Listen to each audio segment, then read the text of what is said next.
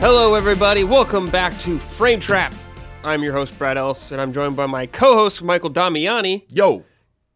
It's just us this week. That's right. You only need two of us. That's right. Just kidding. We are the core of this damn show, Damiani. We were going to have Huber on here, but he is unfortunately a little under the weather for now. And we're going to play a little safe. Say, stay home. Stay home, bud. That's right. Stay home. Better safe than sorry. I don't want to get sick, like right by Christmas. That's right. But it is... sucks. Christmas is close, less than a week away from where we are right now. Yeah. And most people are gone. Isla's also here. She's cutting stuff, working along, but most people are out of there. Yep. Reminds me of game trailer days. Sometimes when people would go away, there'd be like a couple of us. Yeah. To me, game trailers felt a little more, like on scheduled. Yes. Because... Well, we had corporate overlords. Because, yeah, corporate, they're like, here are the designated holidays. Yeah. But also, like, I remember some years it'd just be like, all right, the week between Christmas and New Year's, you guys just take off. Like, you don't even have to put in PTO or whatever. Like, yeah. Just, like, that's your week off, which was, like, really sick. And then, I don't know if you know about this, as a, like, full-time employee, sometimes PTO doesn't always roll over. Like, normal days off do, but, like, sick days and shit don't. Yes. And so... our very cool boss was like, you need to use those before the end of the year. So, like, just use them and we'll approve them all. So you can have, like, 2 weeks off and shit. Because you don't get to keep those every year. Like, they just reset. So it's like, all right, good to know. Damn, so, Brandon was my boss. But yeah, I got, like, we always got, like, 2 weeks off there. Shit. It was always kind of Dude, nice. It was so funny when I started working in games and I found out that people just fuck off for, like, 3 weeks at holiday break. I was like, dude, what? Yeah. Because I was doing hair before that, and it's like, no, you don't get that. Yeah, the one job I worked before, yeah, if you wanted to, like, go home for the holidays, you needed to, that's your vacation time. Yeah. I mean, it would always get approved, but it's like, I remember always having to look at, like, anytime I wanted to take off a day before the holiday break, I always had to be like, shit, well, I have at least 5 days, because I'm going to need 5 days plus the Christmas days I get off. And you traveled sometimes, too, so that's even more. I mean, I'm from here, my family's here, and I don't really have any family far away at all, so I don't have to go anywhere, really. Yeah. So I'm lucky, but I always feel bad for people that have to travel on the holidays. Yeah, traveling's not really fun part of it. I don't think it's fun in general, but I can't imagine it on the holidays where everyone's just pissed off. I'm been fortunate before COVID, so I'm not saying it was nice during COVID. So I don't want to say anything was nice during COVID, but before COVID, actually, like, wasn't going home for like a few years just because it was like, work and stuff, and like, I don't really want to travel during the holidays. So it's been worked out that we kind of see each other on like off times that aren't holidays, so it's like easier. I think that's to good. do that, All right, that's not like a bad idea. Yeah. Just whatever works for your family. Yeah, and because like I think as you see like you have older family where everyone's like kind of like on the older end, or maybe like you have kids and they're like still too young. Not everyone could be together at the same time. It's like a little harder to get everyone in one place. With when young kids are involved, it's much harder. Exactly. So like that's kind of what's going on now. It's like this December is like there'll be one weekend, 2 days exactly, where all my family would be together, and I'm like, that's not really worth it. Like flying in for 2 days. It's like let's try something else where I have a little bit more time. Yeah, totally. Yeah. Like my brother lives in like outside Minneapolis, I think. Anyways, but he just moved out there like earlier this year for more school. Okay. And so, I mean, he grew up here also. Now he's just in snow all the time, too, dude, just dealing with all that. And he's got 3 kids. The oldest is 6, so they all need constant attention. And I'm like, yeah, you ain't going anywhere for Christmas. Just stay home. Yeah, Don't even bother. I really have a lot of the utmost respect for the patience, like love and like nurturing it takes to raise kids. Because, well, this past March, when all my family came out here, we all went to Disneyland. Yes. My nephews, one day, I basically just took care of them for a day. Mm-hmm. So my brother and them could, like, have their, kind of, like, day to themselves. And they were, like, so thankful and stuff. Oh, of course, And then, like, my mom was like, oh, so nice of you and stuff. Like, you do really good. I'm like, I get it. Mm-hmm. I only had to see them for, like, most of a day. I get to come home, and like they're not here anymore. Yeah, they don't stay. They with you. cannot go away from their like. They have to be with them totally. 24/7 most of the time. Like that's where I think that's the difference there. That so it's like way easier yeah. for someone to like watch over your kids. Like, oh, they're a delight. It was such a great experience. But between like they're your kids, you're with them the whole that's time. What my parents say, which is funny about my nieces and nephew, and they're like, yeah, we raised you boys already, you and your brother. So it's like, we did our time. Now we just have the kids for a day, then they go away. And it's like, that's the way we want it. And it's like, I've babysat them a couple times, and it's like, man, it depending on the age of the children, it's just like so much work, dude. The energy, just the constant attention. Yeah. It's, dude, okay. I watched yeah. Lilo and Stitch with my niece. Okay. This is like a year ago. I'd never seen it. Or I've seen parts, I've never seen all the way through.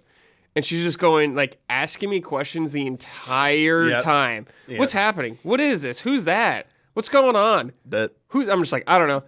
I don't know. But I was just like, eventually I was just like, well, just wait till after the movie. Yeah, like, ask me. Ask after the movie. Just ask after the movie. Do you remember? I think I told you the story about same thing Disneyland when we were at one of the Star Wars stores. Yes, and it was themed, and my oldest nephew was going around asking about all the stuff. And like my limited knowledge of Star Wars, I was trying to like make up answers and stuff. Oh, that's funny. About like all like the dashboards and stuff, explaining what they do.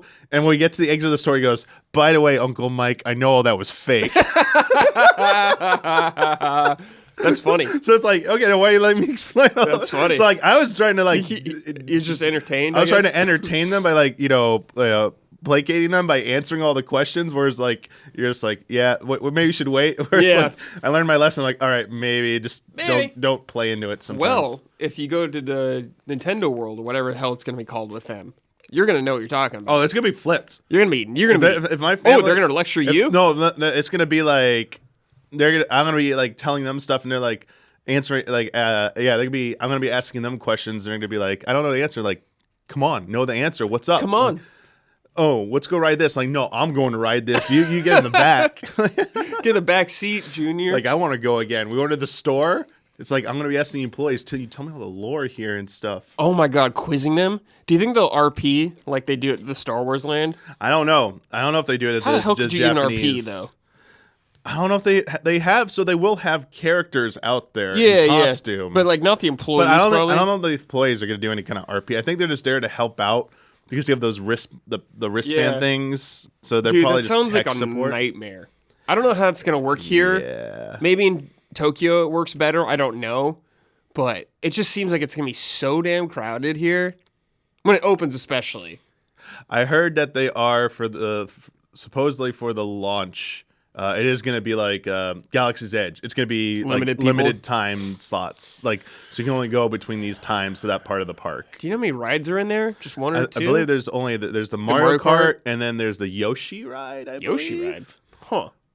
If it's just like the Japanese counterpart. What's the Japanese one? What's the Yoshi ride? It's like a... Is it like a carousel? No, it's like a track ride, but it's not like very intense. Yeah, it's for the young kids. Yeah. Okay. And then there's supposedly going to be like at some point a Donkey Kong coaster. So now we're talking. Yeah, that's the one. It should be the minecart, obviously. Yeah, that's the one everyone's waiting for. Like they made those levels for a ride in real life. Yeah. The Mario Kart one seems kind of cool. Yeah. I'm sure that'll be neat. But waiting in line looks really awesome because it has has all it's Bowser's Castle. Yeah, right? you go through Bowser's Castle and get to see all. So you can see the Mario Kart trophies. Yeah, that's sick, dude. We need to get one of those.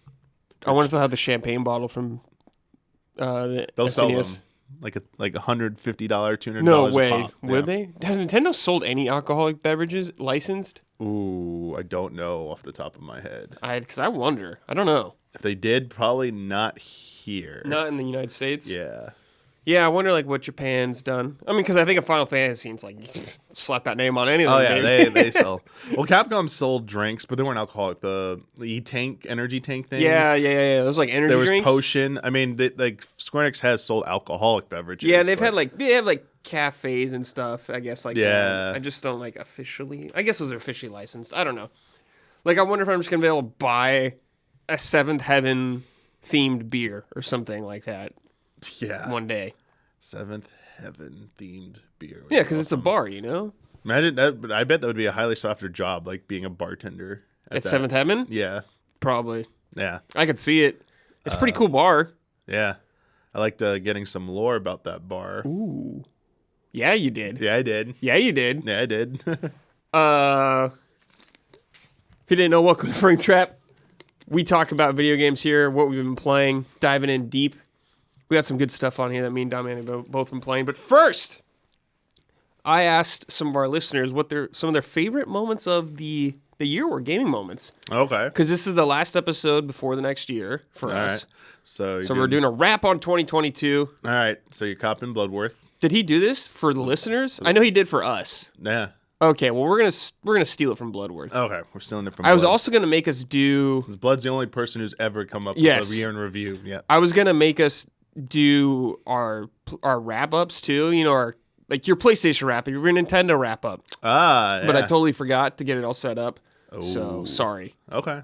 I can say that my most played game was Elden Ring on PlayStation. I know that. Oh, it's probably 100% mine too. Without even I didn't look at mine, but that's probably the easiest one. I saw my Nintendo one. I posted the image. Yeah, I think I did mine too. Yes, I did.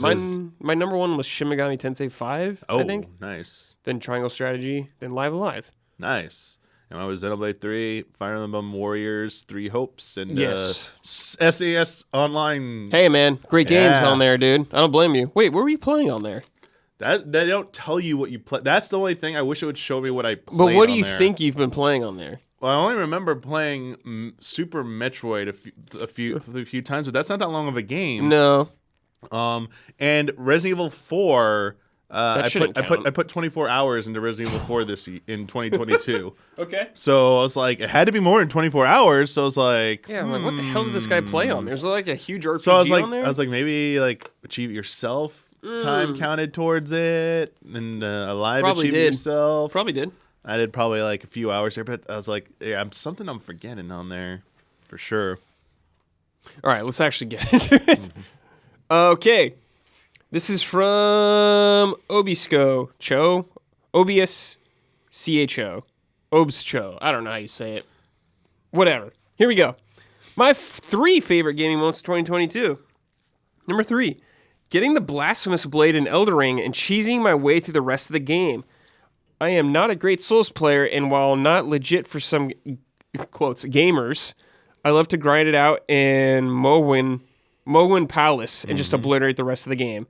So I believe that's a sword with like the hands on it that, what's this? Rykard?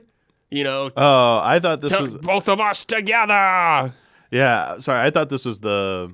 Oh yeah, this is not the end blade. It's like the hands one that you think it gives you health if you kill guys, I think. Okay, so I said Mohwyn Palace, there's that spot outside of it where you have like the blade from the final boss. You send, like, yeah. Maybe they're grinding with that. But I thought it might have been called the Blasphemous Blade. I forget what it's called. You send out the waves and you destroy all those like creepy looking enemies with the Yoko Taro near heads or whatever. Yes. The meal heads, you kill those, and then you get a ton of souls. Yes, I remember and that then you spot. go back and you rinse and repeat. But I forget if that's the right blade. It's either that blade is a golden blade, or the one from what you're saying. It's like it's another great sword or whatever, and it's got like the red. That's the one I'm thinking of. Yeah, it is. It's the one with the hands. Gotcha. So that's the other one. Yeah. So you could also use that to cheese too. Yes. Yeah. Yeah. I used that and the other one. That was my dual wield setup. Yeah. That's awesome, dude. I was like having so much fun with that. Number 2. Seeing how much more my 7 and 9-year-old nephew enjoy Shredder's Revenge than any other game, even without being familiar with TMNT. The appeal is universal. There you go, Ninja Turtles. Yeah, that's a really great game. Super easy to understand, to hop into. Looks very nice. Cool cartoon characters beating up. Yeah, those turtles, man, they got mass appeal. And number 1, getting my girlfriend playing Vampire Survivors. Normally, she is only into narrative games like Life is Strange or Last of Us, but Vampire Survivors got her hooked. And she's getting familiar with strategies and gamer jargon like cooldown, drop rates, and passive effects. Oh. Happy holidays and love, respect. That's funny. Dude, Vampire Survivors also universal appeal. Mass appeal. In fact, you know what? Ninja Turtles should make a Vampire Survivors clone. Where you're just the turtles? Like, and you could like combine like the. What are the items? I don't know what. So then you'd be able to use then you'd be able to use the other like your other turtles like weapons and stuff. So like you get like the nunchucks or the size and like and then maybe some like tech stuff. I don't know. They could come up with some goofy stuff. They totally could. Yeah. Absolutely. All right. This is from Super Sushi, who I believe is also later in this episode. Favorite gaming moment. Naming every cult member in Cult of the Lamb after family and friends. That gave me so much joy during my playthrough. Love and respect, Super Sushi. I can understand that. That's funny. All right. I have not played Cult of the Lamb, but I've seen some of it, and I just know you could sacrifice people. Yeah. Hubert and I played a little bit of it for Stream Team, I believe. Yes, that sounds right. Yeah, we played a little bit of it. I think he might have played more beyond that. Yeah, we sacrificed like one person for some in the like church area or whatever, like where you're worshipped, and you got like something for I kind of forget, but you did one at least. You had to clean up after all your followers. Oh yeah, whatever they're called. You had to build them like places to sleep. Yeah, because you got a cult. Yeah, you know. Yeah, if you didn't clean up after them, it would like contaminate food and stuff, and everyone would get sick and die. Yeah, Well, we can't have them die quite yet. Yeah, basically they were telling you like back then people were just like pets. Yes. Yeah. And this is from Sigma. I'm a big fan of Kotaro. I don't know how to say this. Yukiyoshi. That sounds right, I guess. Visual novels / puzzle games. So my favorite gaming moment is when AI the Somnus Files Nirvana Initiative came out. It's a wacky, suspenseful, and creative work sprinkled with knowledge of our world and sexual innuendo. Mizuki, one of the characters you play as, is a badass young woman. The other character is Ryuki, a prodigy crime-solving. The duo creates a gripping story, my moment of 2022. I always hear great things about these games. Yeah. But I don't like visual novels. Yep. You know my stance. It's if there's like the gameplay is just advancing text or just walking around in advancing text like that, I'd rather watch a movie or TV show. Sure, yeah. Do you like the text part in Nier? In what? In Nier. The first one. Do you remember? Like the words? Yeah, where it's like the part of the game where it's just text. You like? Do you remember that? I vaguely remember this, so I don't know how I feel. But that game, went places. Sure did. For sure. Yeah, Nier's definitely worth checking out if you've never played it, for sure. And there's a better version of it now. So I like the Lost Odysseys. Dude! Little text things. Or like those they're like real like extras like narrative things with like there's like little short stories. Okay, hold up. Love that shit. Lost Odyssey has been like on my backlog for like 10 plus years. There you go. I have it, physical edition I got from Game Trailer. Shout out. Ready to go. But I have not gotten to it yet, Damiani. Ooh. I need to play this game. Yeah. Sakaguchi, man. Yeah. And I heard it's great. Yes. I don't know how well the gameplay holds up after how long I played it. But I played it shortly after it came out. Xbox 360. It's like 4 discs. Remember those days? Wow. Dude, a lot of disc. I really like the story in it. Yeah. Remember something towards the end being a little grindy. I felt like I had to grind a little bit before like the final dungeon / boss. But I mean, was JRPGs for you. Man, what a weird time when Xbox was getting all those JRPGs. Yeah, Blue Dragon. Tales of Vesperia. I wanted a 360 for Tales of Vesperia. I was like, dude. It's like a year exclusive in Japan. Japan got out on PS3 with extra content. Yeah, and then we didn't get that extra content here until definitive edition, which was way later. Way later, Blue Dragon. I never played, later. Which I have. Yeah, I never played. I think I played the opening of Blue Dragon for something, but I never played through it. Was that Mr. Walker also? Yeah. Wow, they did 2 RPGs on Xbox 360. Wow. Yeah. Mercenaries for hire, dude. I hope Fantasia comes out. On other platforms? I don't know if it will, but I hope. Literally telling my friends that when we went to go see Avatar last week. I was like, yeah, Fantasia really needs to come on other platforms because I'm not just getting an Apple Arcade or whatever thing. Honestly, I forget it exists all the time. Exactly. Unfortunately. It looks cool. I just keep forgetting it exists. And I don't want to play it on my phone. I guess I could play on my laptop, but I don't really want to play on my laptop. I don't know how this laptop's going to work. Put it on Switch. Put on anything, man. Switch. whatever. I'm glad it exists. Get paid, Sakaguchi. You do what That's you gotta right. do. Sakaguchi, man, the fucking 14 fiend. Yeah. What was it? Nobuo Uematsu's company, Good Smile, or whatever. Was it you I was talking to about it? No, I don't think so. Oh, it was my friend. Sorry. I was trying to think of the name of the company or group he is a part of. What's it called? I think it's like not Good Smile. It's something Smile or something. It was in the credits of a game we'll be talking about in just a second. Oh, yeah. That's why I was like, oh, that's what it is. Because after they split, Sakaguchi Uematsu left Square Enix, right? Squaresoft, and then went to Mistwalker at the point where Uematsu went independent. Yeah, but like he still works. With Final Fantasy. With like Square Enix, he'll do anything for like Final Fantasy and anything with Sakaguchi. Yeah. Like they're still. I like that they're like still adjacent, I guess, to Square Enix. That's what I was saying. It's a good arrangement. Like I kind of like that. Nice. I forget what prompted it though, so we don't need to go down that. It's very tangent, nice. But, I like because he did Sakaguchi. No, not Sakaguchi. Uematsu did that new song for 7 Remake, like the theme or whatever. He composed like a brand new song for it. So like anytime you getting Uematsu involved, dude, I'm down. It was funny. Whatever prompted the discussion with my friend, I couldn't remember Uematsu's name for like 30 seconds. Isn't it so annoying when that shit happens? I was like Sakaguchi. No, that's like no, that's the artist. I was like, oh my god, I'll get this name and give me. So I was like, annoying. give me a few more seconds. I was like, Nobuo Uematsu. I was like, I hate that. God, especially like when we're on like a podcast like this, and you're just like, we know it, but you just misspeak or misspoke, whatever. You know it, but you said the wrong thing, and you're like, damn it. That's what the corrections usually are. Yeah, I want to use that. I'm gonna find a way to use the word misspoken in the Forspoken review. Wow. Damn. Misspoken dialogue? I don't know. Yeah, there you go. But criticize the dialogue. Writing? I don't know. Keeps like criticizing. It's like, it's misspoken. Misspoken. All right, dude. Let's finally talk about what we have been playing. Both of us. I wrote the review for this. It's not out yet, but it's written. It's coming soon. It's coming. And you recently played. This is your first time playing this game, right? I was shocked. I did not know that. I actually booted up my PSP in the middle of my playthrough. I booted up at the start of Sunday when I was streaming it, and showed everyone where I left off. I didn't say. We played Final Fantasy. Okay. You know what? Yeah, just fucking go, actually.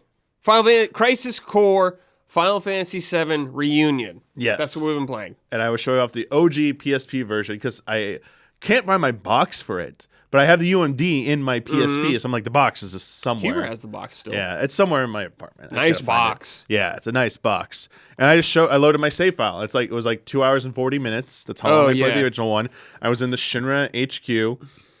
And it was after the beginning, the Wutai mission. Yeah. So I was like getting ready to go out on my next thing and just never got that far. And I was like, all right, that's as much as I played. And I've seen all the big cutscenes. Okay. But you knew what happened. Yeah. I saw, I knew, I don't know how many times I watched the CG for Angeal, Genesis, and Sephiroth fighting on the Junon cannon, on top of that. That was a huge scene. And yeah. The ending scene. Yes. I've seen that many times. Of course, yes. So yeah, that was my experience with Crisis Core until Reunion launched. Okay, so just tell me about what was it like playing this game? Yeah. So to be fair, I don't remember the OG version. The little I played. Yeah. So people are pointing out things that weren't in the original version for me. I definitely had to look up a lot of things because I was like, "Is this new?" To help me understand the improvements. Yes. Because I will say, general vibes. I really enjoyed what I played. I finished it. Yeah. I did complete it. I really enjoyed the battle system. Yeah. I liked... It's very different now. Yeah. Or feels very different. That's the biggest thing. So, I knew they were advertising but for example, at a certain part of the game, you get a new stance ability. Yeah. And for the whole first half of the game, man, I feel like the battle system just needs one more thing, Cloud's stance change or whatever ability. What was it called? Punisher mode or something? Something like that in Remake, and it's now you get tank stance. I was like, oh. Yeah. But it was a little bit more simple than I thought it was going to be. It's much more simple, yes. But everyone's it's still cool. This is a cool thing to do. Also, the people are pointing out that a lot of the enemies and bosses didn't adjust the balance programming for that ability. So there's a certain behemoth fight, an optional behemoth fight. Oh, from the missions? From a story quest. Oh, okay. It's in a prison area. Oh, okay. And you don't have to go to this part at all. You could skip it. Optional. I got him into a corner and just kept spamming tank stance 1-2 hit, tank stance That's 1-2 hit, and it just kept interrupting his attack animation. Yes. And everyone's like, "Oh, great! Look, like you found the Damiani cheese found real cheese fast. in its game, of course, real fast." So I had to understand that the game wasn't balance wasn't readjusted. It's just they added a lot of new quality of life. Yes, they sure did. New gameplay features, obviously new visuals. I thought it looked very good, Dude, Brad. These are 100%. Some of the character models look. I was like, oh, these are like remake assets. Yeah. Technical, that all looked great. Like Zach's character model looked so good compared. And when I put up the PSP version, I was like, oh yeah. Like I mean, for PSP this time, this looks pretty decent. Yeah, for PSP at the time, it looked really good. Yeah, but I was like, oh man, this looks way better. Although I went into 7 Remake into the Aerith's Church. You compared the scene? Compared it. I'm like, we were pointing out like, oh, there's just more density of like objects in there. Yeah. The textures look a little bit higher definition. Like better lighting. But for being an updated PSP game, man, it was basically like Blue Point. Yes. Put their hands on this. Did you look at like in Midgar actually, like around the fountain and like the Loveless area? It's like, man, that looks so much better than the original, dude. Oh yeah, it is definitely a huge step up.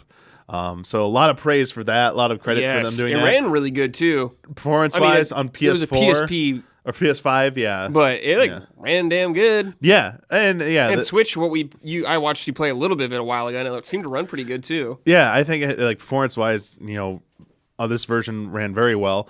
Only small thing I'd call out is they didn't do new mocap or rigging. No, they did not. So some of the animations can look a little stiff. Yep, some of the mouth movement. And the mouth movement. There's except for maybe Zach, there's almost no emotion on people's faces. Yes. The models look pretty good, but they're very animatronic. It's not like a localization thing. Someone thought misunderstood what I was saying on my stream. Yeah. There's a part where characters are laughing at each other, but they're not shaking or laughing. They're just making the laughing noise. And I'm like, oh, that looks kind of weird. Yeah. But other than that, it's they could have gone even further with that, but I think with what they did, especially it's not a full price game either. It's like a weird in between of a remake and a remaster. Yeah, it's like there's brand new assets, brand new visuals for a lot of stuff, but the skeleton is very much the PSP version. Yeah, and the combat's pretty simple enough to me. It feels so much better now, dude. But that was to say, it feels good to play. For me, I really liked how much. I'm struggling to remember how much impacted FF7 Remake, but Materia. Yes. Command Materia specifically. Yes. How much that could mix up how you fight. For example, just the jump Materia. Yeah, love Or you could be a Materia. Dragoon. Yeah, I'm love the jump dude, Materia. and figuring out I could this technically can be a gap closer, or an enemy is about to hit me. I can use it to escape that. And I was like, oh, there's some nice stuff. Or the dash materia, so you no longer can guard, but you can run really fast. So some of the tank things, I'm rolling is it's so easy to dodge this, but I need to get behind them to land crit get the crits, yeah. And this lets me circle them so quickly, speeds up the battle. Yeah. So I actually enjoyed that. And the materia fusion. So this game does some things I hopefully expect to see in Rebirth. Okay. The fusion stuff? So fusion, lore-wise, I can see why they might not do materia fusion because it's explained at the Shinra Lab that that's what they're doing that, so you might not have access to something like that. Right. They could make something up. But more specifically, something that the chat confirmed that was not in the original version, and it's not in Intergrade. They never added this into Intergrade either. You do have materia loadouts. You have 5 materia sets. I think that's probably something they learned from 7 Remake, because there was not that in that game, and it's could have really used that big time, especially when you get further in the game and you have so much materia. Yes. And you switch characters. It's I wish I could just bloop, bloop, pop them onto someone else. I didn't find myself using all of them. No. And it actually illustrated a different issue that I think this doesn't fully remedy.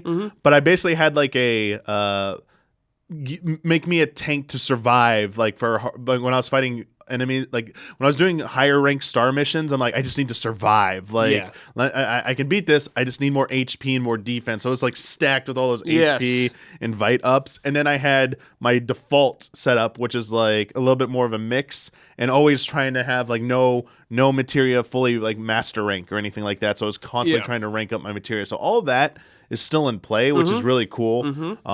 But sorry, the problem I think that still exists is I understand just as is, it might be too unbalanced. So they would have to add some kind of like, cost for using it. There needs to be a way to switch materia in battle.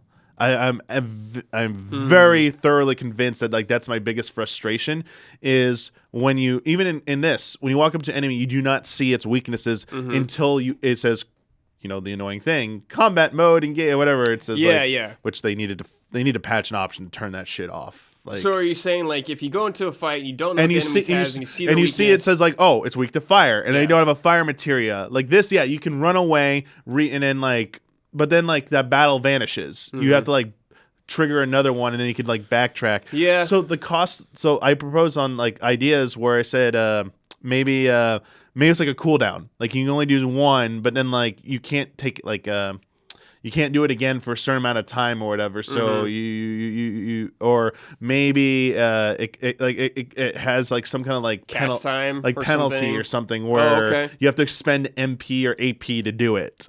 Okay. So it's not just free because then I think but at the same time I was like, what really would that mess up? Because if you're just gonna restart the battle anyway, that's kind of like who cares? So while I was trying to like make excuses to help that out, this is a complaint that I've had since Remake came out, and it was present in Crisis Core.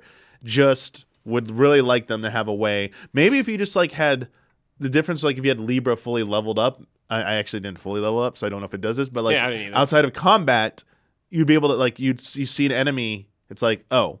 But the thing, you don't see an enemy. You only see the bosses at the end of a mission. Enemies will still randomly spawn. Like it's a random encounter. You walk far enough, they just appear. So I don't know how that would work, with the current setup. Yeah, for future remake games, I'm okay with switching material. I think that could be fun. I do think there needs to be a cost for doing it, though. I think they don't want the battle to get bogged down in the sense of you fiddling in menus for a very long time during these fights, especially when the main mode of the game is it just slows down time when you're doing the ATB stuff. I think you could have like maybe one loadout you could switch, but there needs to be a cost for it. So this might have been more of an issue with Crisis Core because you don't have party members. Yes. Whereas in Remake, you can sort of spread your options around on your party members, so you can kind of cover more of your bases there. So I think it's a little bit more forgiving. Sure. In that, so maybe that's just like the nature of Crisis Core. Sure, I can see that. And honestly, not having a thing that was weak, there was most of the time you had something else you could still do. Yeah, damage. you could still get through it. It's just it's not like a very hard game, I guess. I know there's hard mode, but it's like not super hard. Yeah, it wasn't essential. Yeah. But if they're gonna lean more into that, I would like that. Yeah, sure. Sorry, we spent so much time on that, and that's such like a negative. But like it was really just a small part. Of it. Because I agree. This game's got like some rough edges still. Yeah, but I was having like a really good time with it. I actually was surprised by the variety of environments we got to see. Yeah. To the point where some people are like, oh, they're kind of like giving us a glimpse into like what we're like the area around Calm, like the Chocobo Ranch. You see that. You see. You go through all Nibelheim. We go through Nibelheim. I'm like, oh, we go up to the reactor. I was like, oh, okay. Yeah, I was like, is this what it's gonna look like? No, Brad. My chat asked me a question about that sequence. They're concerned that now players who are playing Crisis Core Reunion before Rebirth won't get that the flashback. The twist isn't going to be there because you're going to already know from the get-go. Hold up. Yeah. Spoilers possibly for Final Fantasy I won't say anything more. I won't say anything more than what I just said because people know what I'm referencing. Yes. If you know, you know. I don't need to go any further than that, but they were bringing that up. Yes. They're like, oh, that might ruin that. I think Square's aware of that, and they've taken that into consideration. I do too. I think they're going to do something else. Yes, I think they are aware of that. That's all I'll say. I think they're aware of that. Yeah. But it was really cool. Like you get to see like Tifa. Yeah, you got to see like that whole sequence played out. Like I know people play Crisis Core, you got to see that, done in 3D before, but seeing it with these new visuals was really awesome. There's the anime too. I don't know if you ever saw that. Oh, I knew it existed. I haven't actually watched Crisis, it. I think it's called. It's like 30 minutes. Whatever. Yeah. Anyways, yeah. What did you think about, I guess like the most contentious thing for me of this game is the story, I guess. Oh. So I don't hate the story as much as many other people do. I know a lot of people hate it, but I do think it's obviously not as strong to me as the original game. Yeah. Especially like, I'll just say like Genesis, I think is like fine. It's like, I don't like really like Genesis, but I don't hate him. I'm just kind of like whatever on him now. Yeah. I like Angeal, I guess. Like Angeal's cool, but I feel like I needed more character development from Genesis and Angeal. Yes. They did some good setups in the first half of the game. And I think kind of just hop around. And then at a point it felt like we just kind of rushed through some events. their character arcs. And in the second half of the game, you get like a little bit more like, background on them to fill in the picture. But that's all it is, because they're, it kind of changed focus in the second half, yet they're still trying to keep them relevant. And I think that's kind of like, it's, to me, was the biggest flaw of the story, was that they didn't explore this relationship between Sephiroth, Genesis, and Jill a little bit more thoroughly. Sure. And I could have used that. On a personal note, I did not like Genesis endlessly quoting Loveless. And like before, all I knew of Loveless was like this play with the sign, looked cool in Final Fantasy VII. I knew something about it being in Crisis Core, but now that I've seen it, I'm like, I don't He's ever, like a super fan. I don't ever need to hear Loveless quoted ever again. I'm cool with that. Yeah. But Genesis is whatever, dude. but it was nice to get some background on Soldier, all that more Soldier stuff, the conflict in the science department about the two different Hollander paths and Hojo, about their projects, Project G, Project S. It's like, okay, get a little more context. A little nice to see that. Yep, totally. So I appreciate that, and I loved, especially I loved the second half. Getting the Zack stuff that was more relevant to Final Fantasy VII. I mean, when you meet Cloud and stuff, Cloud's in the game, so I spoil he's on the fucking cover. Yeah, but yes, it was really cool to see that. Yep, totally. I do have some small questions that things didn't quite add up. So I knew what was coming at the end, but how we got there felt like. It felt like someone hit the nuclear option because, and I was like trying to like figure out, like, I'm trying not to spoil anything, but I was like, why would they go with this option? Like, I felt like was something in between that could have like been attempted first, and it's like, no, we're just going for the nuclear option for the solution. I'm like, oh wow, and I'm like, we'll save it for something else. But I had some questions about how we got to the final scene, so I was like, why are we here already? Like. Nothing else was tried before. Also, but I love the Nibelheim stuff. Yep. Love the Shinra Mansion stuff. It was just pleasure to be back there. Hearing that music. Yep. I was disappointed with one thing, Brad. It's in Final Fantasy VII, so this isn't a spoiler. You've already Yes. The when you have Sephiroth in the Shinra Mansion. And the moment of revelation for him, and it does the dun dun dun dun dun dun. They didn't play that song. Yeah, they played something else. I was like, bullshit. Yeah, I was like, gotta save that for original. Saving it for Rebirth, like, baby. That's the main event. Yeah, Crisis Core is like a little appetizer. Yeah, I was like, oh, they're saving the good stuff for that. But I definitely I hadn't played this game since the PSP game, so it's been a long time for him. But it was much more breezy than I remembered going through it. Yeah, if it weren't for the mission stuff, there's so many missions, dude. But they did some cool things with the missions. One, there's some environments you only see in the missions. Like you don't go out to the Chocobo Ranch that's calm in the MSQ, the main story stuff. You go to it there. The Yuffie stuff. Yes. All the Yuffie side mission stuff was kind of fun to see. It's like treasure quest. Yeah, she runs off crying. Little kid, yeah. Yeah, there was some like the Zack in a freaking bathing suit with an umbrella fighting on Costa del Sol's beach. Sick. So there's like they did some really fun stuff with that. The mini games in this, Like even just like regular activities being mini games, like the first one, the missiles, like doing the 10 missiles, cutting trying to like find all the stuff before the time runs out. The sniper part later on. Oh my god, that part was like I had to. So PSP jank. Yeah. But I mean, they throw some stuff in there to mix it up, which was kind of cool. They do. I appreciate that because these environments are like this was meant for handheld. Ambitious PSP game. Yeah, for sure. Running around Sector 8, like the top, like outside the Shinra HQ, was sick. Just nice to spend more time on the top side of the plates because you only spend the beginning of Remake there, and then you come back one more time, and it's like you don't really spend too much time there.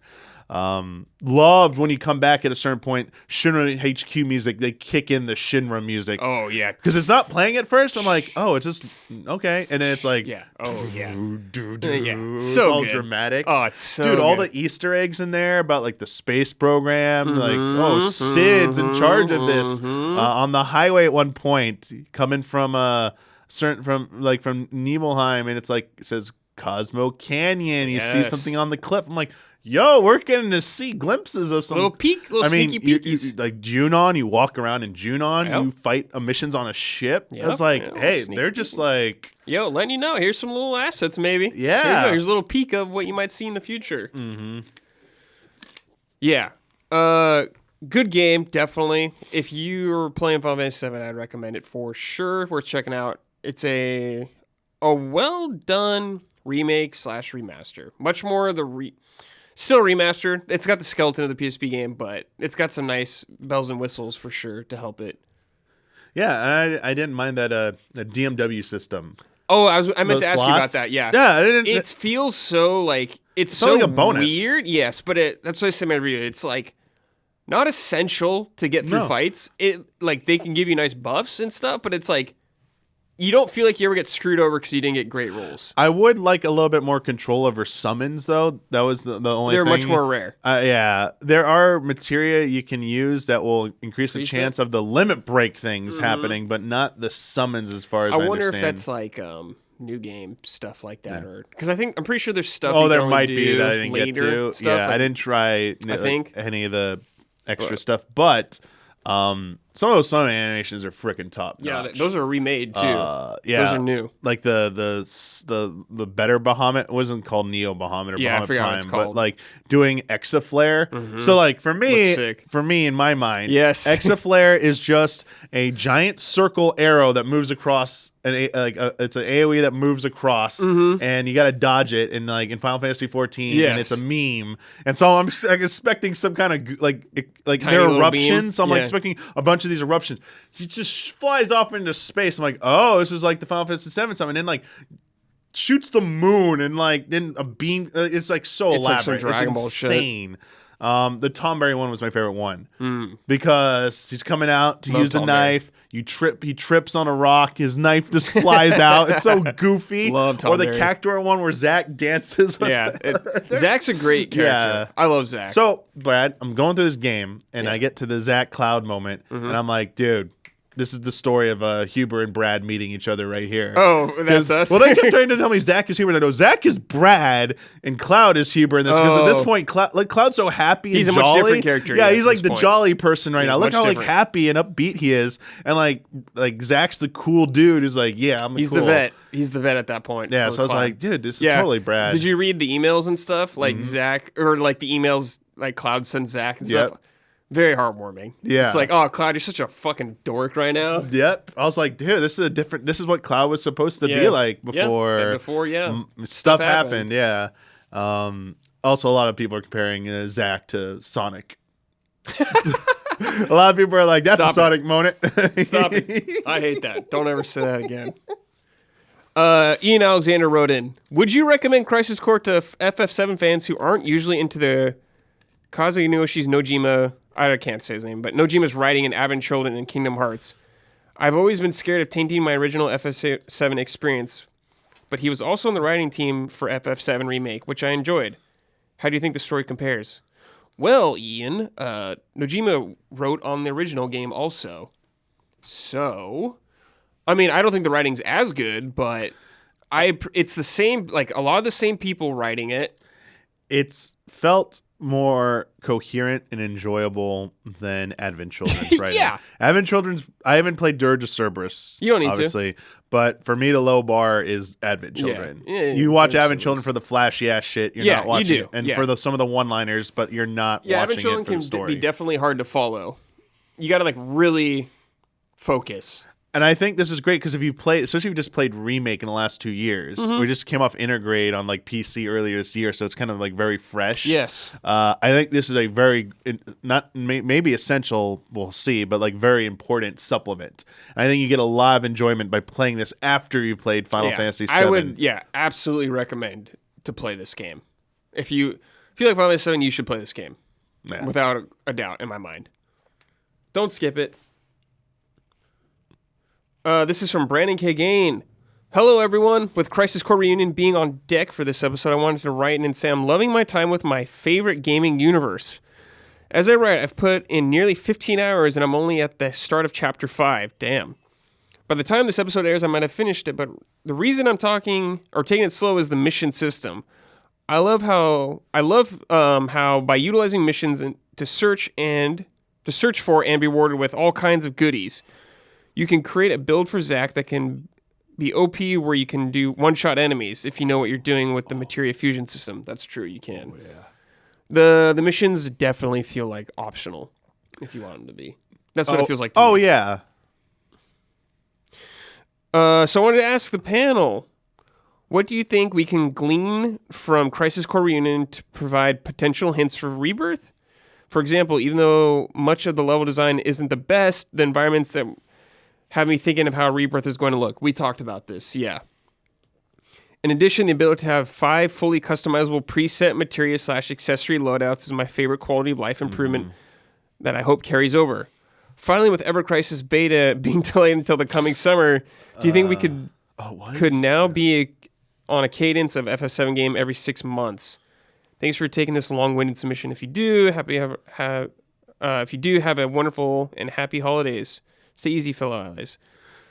I don't know if Rebirth's going to come out next year. I just don't expect it to. If it does, awesome. I just don't expect it to. Yeah. Especially with 16 in June. I feel like it's probably going to be March, April of 2024. Because that's like, I can see like early next year. Yeah. Like early 2024. Yeah. I could see that. And to me, that sounds like... That's still winter for them. So that sounds like appropriate timeline-wise, I guess, even just intermission, which was 2021, doing all that. So, but who knows? Maybe it'll come out faster than we expect. Yeah, I never know. I mean, it could definitely be next November, December. Before I forget, I definitely got to say 2 things. Yes. One, that darkness, being the TheDarkKnight ability. Yeah. Like using your HP to damage thing was so eater stuff. Sick. Yeah. Doing a build where you could like heal, but like keep spamming that, and like the tank stance enhanced it apparently. So I was doing like 99999 damage, like 9,999, and I was like, oh, now I need that damage. Like, yeah, you need to get that damage break thing so you can do more. And I was like, oh, but like you just go like I was going there. There's a side mission, training one where you have to fight like lots of Shinra troops. There's like 100, 200, and 1,000. And it would be a group of them, and then like a commander. So when it was a group of them, I'd run in with darkness because it's around you. Like, thank you, chat, for explaining to me that wasn't like a ranged AOE. It was like it's around you. Yeah. So I'd run into the group, hit it, watch them all just insta die. I was like, cool. This is so good. I love when games give you like that feeling. Yeah, I was like, dude, Dark-Knight, the best. The other thing, talking about like the small environments, give us a hint. Forgot about. So sick. Seeing Gungaga, whatever, Zack's home, and just getting, because I was like, wait, don't we go there in FF7? Like, and I was like, it's at one stop, and like totally forgot about it. But like now we get to like see it. Like, I was like, I get to walk around and do more. Like, so sick to see stuff like that. Some other things too, and like having Genesis hometown, which I don't think was in OG Final Fantasy VII, unless it was. I think it is. But I don't want to say We'll talk about it later. I think it might be a spoiler thing we'll talk about it later. if I thought it was it, but if it is that, maybe I could be totally still wrong, cool to see it before that happens. I was like, this is sure. really sick. Yes. Also, this just and then knowing that remake or rebirth is probably going to go further with that stuff. Yeah, because we saw in the trailer with Sephiroth walking up to with Cloud. Mm-hmm. That 100% is like Nibelheim, yep. like the area 100%. leading up to him. Like, it's like now that we've seen the this, reactor, probably. since we saw Reunion, I'm like, oh, that is 100% Nibelheim now. So I'm like, yes, baby, here we go. It's happening. Everything's happening. Final Fantasy's in a good spot right now, and it's very nice. After the Dark Age. And then when I get that Ever Crisis early chapters of the shit that was Japanese only, finally, like the Turk stuff. Yeah, like fighting OG Avalanche. Can't wait for that. Yes. I really hope like Cisne about this, literally just want to say, like, shows up more. We need more, like, because I don't think she's in the original game. I don't think she is. Yeah. There's other Turks, but yeah. I don't think she's in it. Okay, so sorry. I think she was in the mobile game, which we never got here. Yeah. But other than that. There's a character who is, like, still okay. So, and, like, but as far as I know, they're never mentioned past this game unless it's in other materials. Right. I can't think so. And I was like, they seem, kind of important. So I'm like, We'll see. I liked how Chad had to point out to me that she was the inside source for the Zach fan club. Yeah. I was like, oh, that's who it is. Yeah. Like, she's the one dishing all the cool little tidbits about Zach. I was like, that's right. Okay. This is from Son of Sparta. Crisis Core question. Hey, allies. I hope you're having a wonderful day. As someone who got into the FF7 universe with FF7 Remake and loved it so much that went back and played through the original FF7 for the first time, in part thanks to the spoiler mode you guys did with Max, I'm grateful that Crisis Core Reunion has given me the opportunity to experience Zack's original story in a much more modern way with great visuals. I've been playing the game and enjoying it a lot overall, but now that I'm getting towards the end of the story, I can't help but feel like I would have appreciated the story even more if they could have added just a few extra scenes here and there to make the early parts of the game flow a bit better. Yep. Some of the scenes and character moments in the first half of the game feel underdeveloped, which at times gives the story a feeling of being a little disjointed. Yep. But this is just my opinion as a newcomer to Crisis Core. So I was wondering, how do you guys feel about the overall flow of the story in the game? And if you think that they could have tried to improve that a bit more in the remaster. Thank you for picking my question. If you do, cheers. Yeah, we agree with you. Yeah, 100%. Could have used a little more, but 100%. I understand why they didn't, because they have to make brand new things for the game. Yeah, I think it was just a budget thing. It was just, and like this, I'm shocked this game is like as high as it is as a remaster period. I'm like not surprised it's just not upping the assets or anything, and that's it. They didn't call it a day. They like went further in the gameplay aspect, which I think is super important, way important. But I think it was easier than doing more story stuff. Yeah, I think it would have been a bigger ask to do that. Yeah, and who knows? Maybe we'll get more of that kind of stuff in Rebirth. Yeah. That's the thing. Like, there's a chance that, like, it seems like Zack's going to be an important part somehow in Rebirth. So that's the rather than burn it on this. And they want you to like have some content for Rebirth, which is totally possible. But 100%. It's hard to say when like we don't have the full picture yet. Yeah, but we'll see. Definitely agree with your sentiment though, and I think having played so much Final Fantasy VII and having a little bit more knowledge helped fill in some of the gaps. Yeah, but I was starting to catch myself. I'm like, the game isn't saying this. I just know this. Yeah, so they kind of just skip over some things. Yeah, but you can kind of fill the gaps. But yeah, definitely. Yeah. This is from Leroux. Just finished playing the Crisis Core remake. This will be my 5th or 6th time playing through Crisis Core, and the character work it does for some of the FF7 cast is so incredible. As far as the remake, the gameplay improvements are shocking. The combat feels way better, and they add some more mechanics from FF7 remake in the game as well. I agree. They just made the gameplay itself feel much better this time around. Yeah. So kudos, Square. Good stuff. I don't know. Do you have any other final thoughts about Crisis Core or anything? Glad I finally played through it. Yep. I think I'm lucky that I might have probably enjoyed the OG Crisis Core, sure. But this is kind of similar to how I experienced the original God of War games. Played the HD remaster, nice. So this is like a second really huge title that I'm playing through an enhanced version for my first playthrough. And definitely, have a different perspective, so I don't remember or didn't experience all the the flaws of the original and how they've been improved. I just have despite that, not even being able to say, "Oh, I love how much it's improved." I still enjoyed it that much. Yeah, it's very nice. Honestly, I'm just happy the game's available to play on anything modern. Oh yeah, because it wasn't even digital. It was not before. even digital. It was stranded, only, physical on PSP only. And just for years, everyone's like, "Why is this? Why are you not doing anything with this?" And it's like they finally did. They had the plan when they started the FSZ remake train. They greenlit everything. Dirge of Cerberus is next, baby. Shit.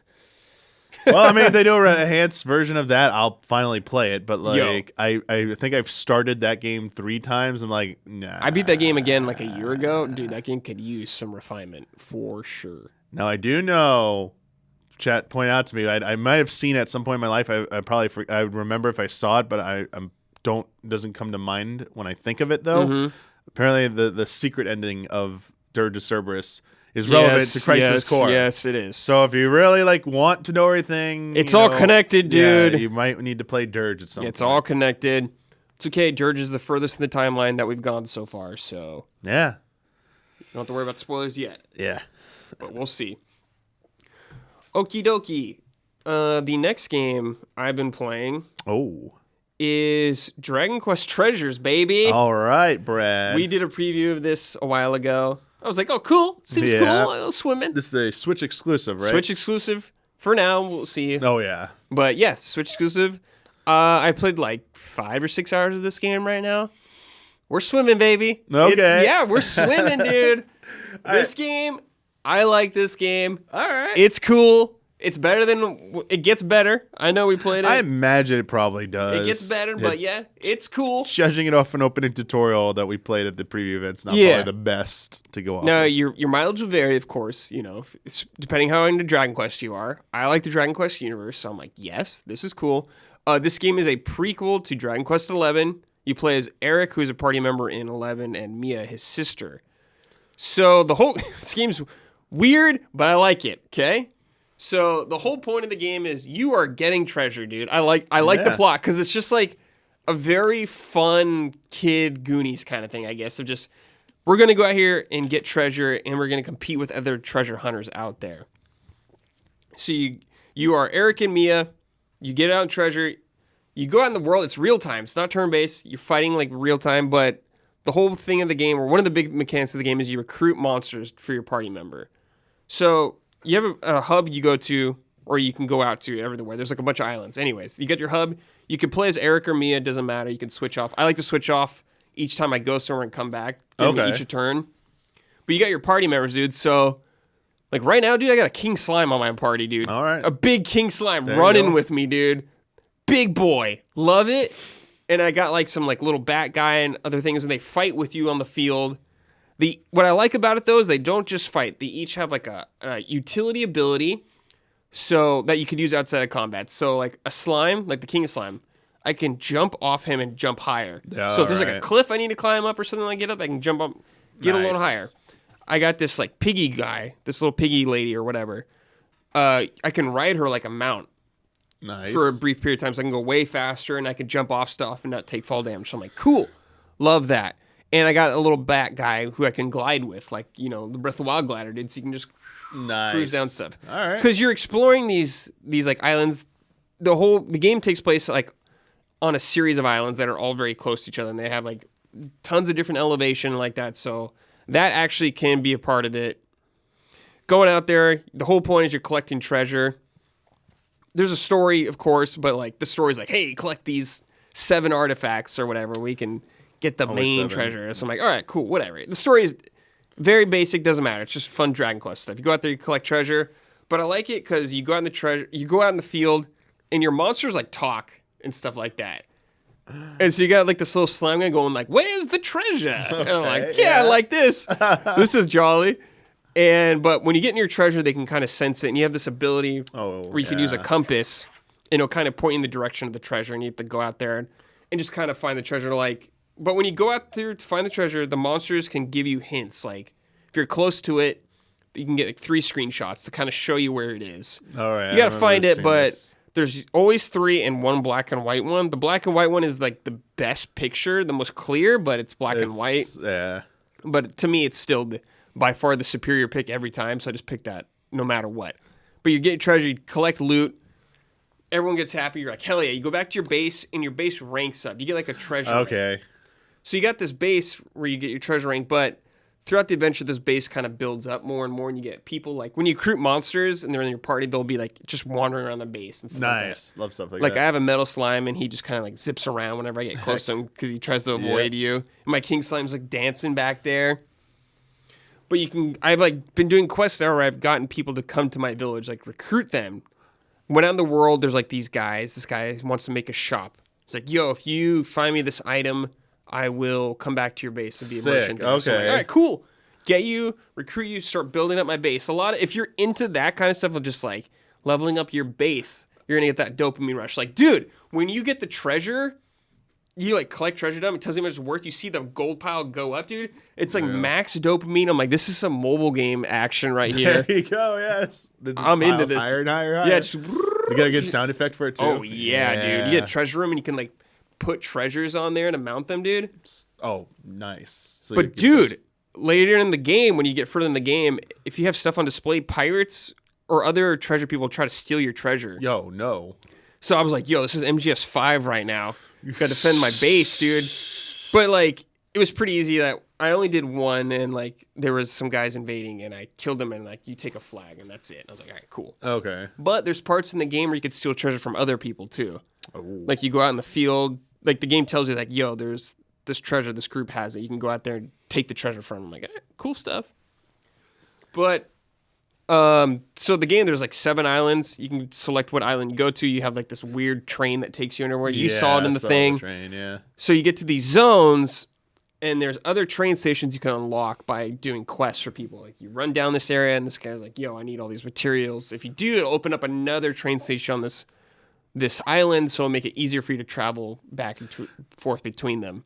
So do you have access to all the zones at first? Yeah, you can pick. And these new stations are just different locations on said islands? Yeah, so it's like you're unlocking like fast travel Gotcha. to that kind of stuff like that. All right, So cool. yeah, there's these islands. I haven't even been to all of them. Cool thing is, though, some of the islands, they're all different theme. There's like the ice one. There's the fire one. There's one that was green. It was like a green forest area. But it was the Dragon Quest VIII overworld music in that zone. I was like, ooh, baby. Fan service. Yeah. It's all, like, the game is all just, like, past Dragon Quest music. So if you like Dragon Quest music, you're going to be like, well, that's Dragon Quest VII. That's Dragon Quest VIII. Kind of thing there like you go. that. So it's fun. But there was I did like one of the main story, collect the 7 items. I did one of them, and it was this huge ogre guy. I fight this guy, like wipes my party. Scripted though, you're supposed to lose. Okay.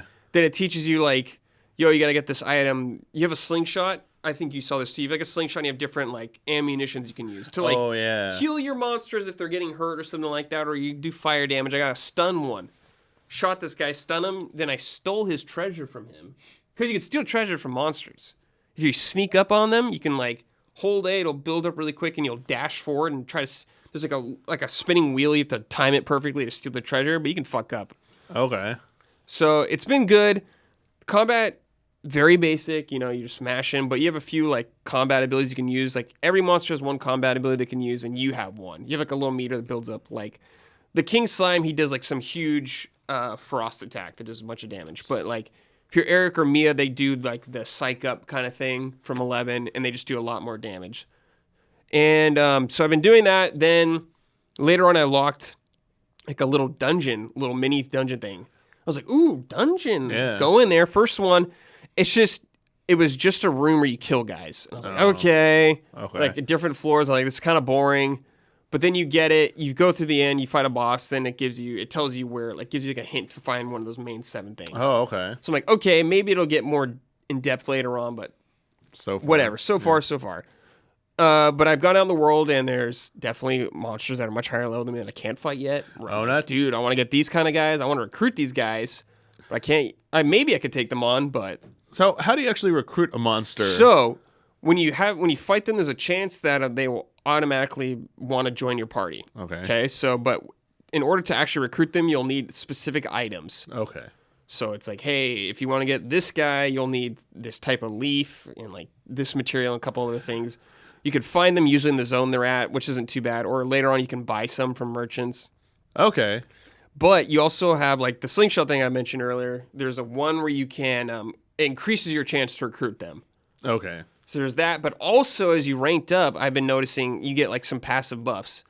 And one of them was like, increases your chance to recruit guys by 20%, just flat. So I was like, okay.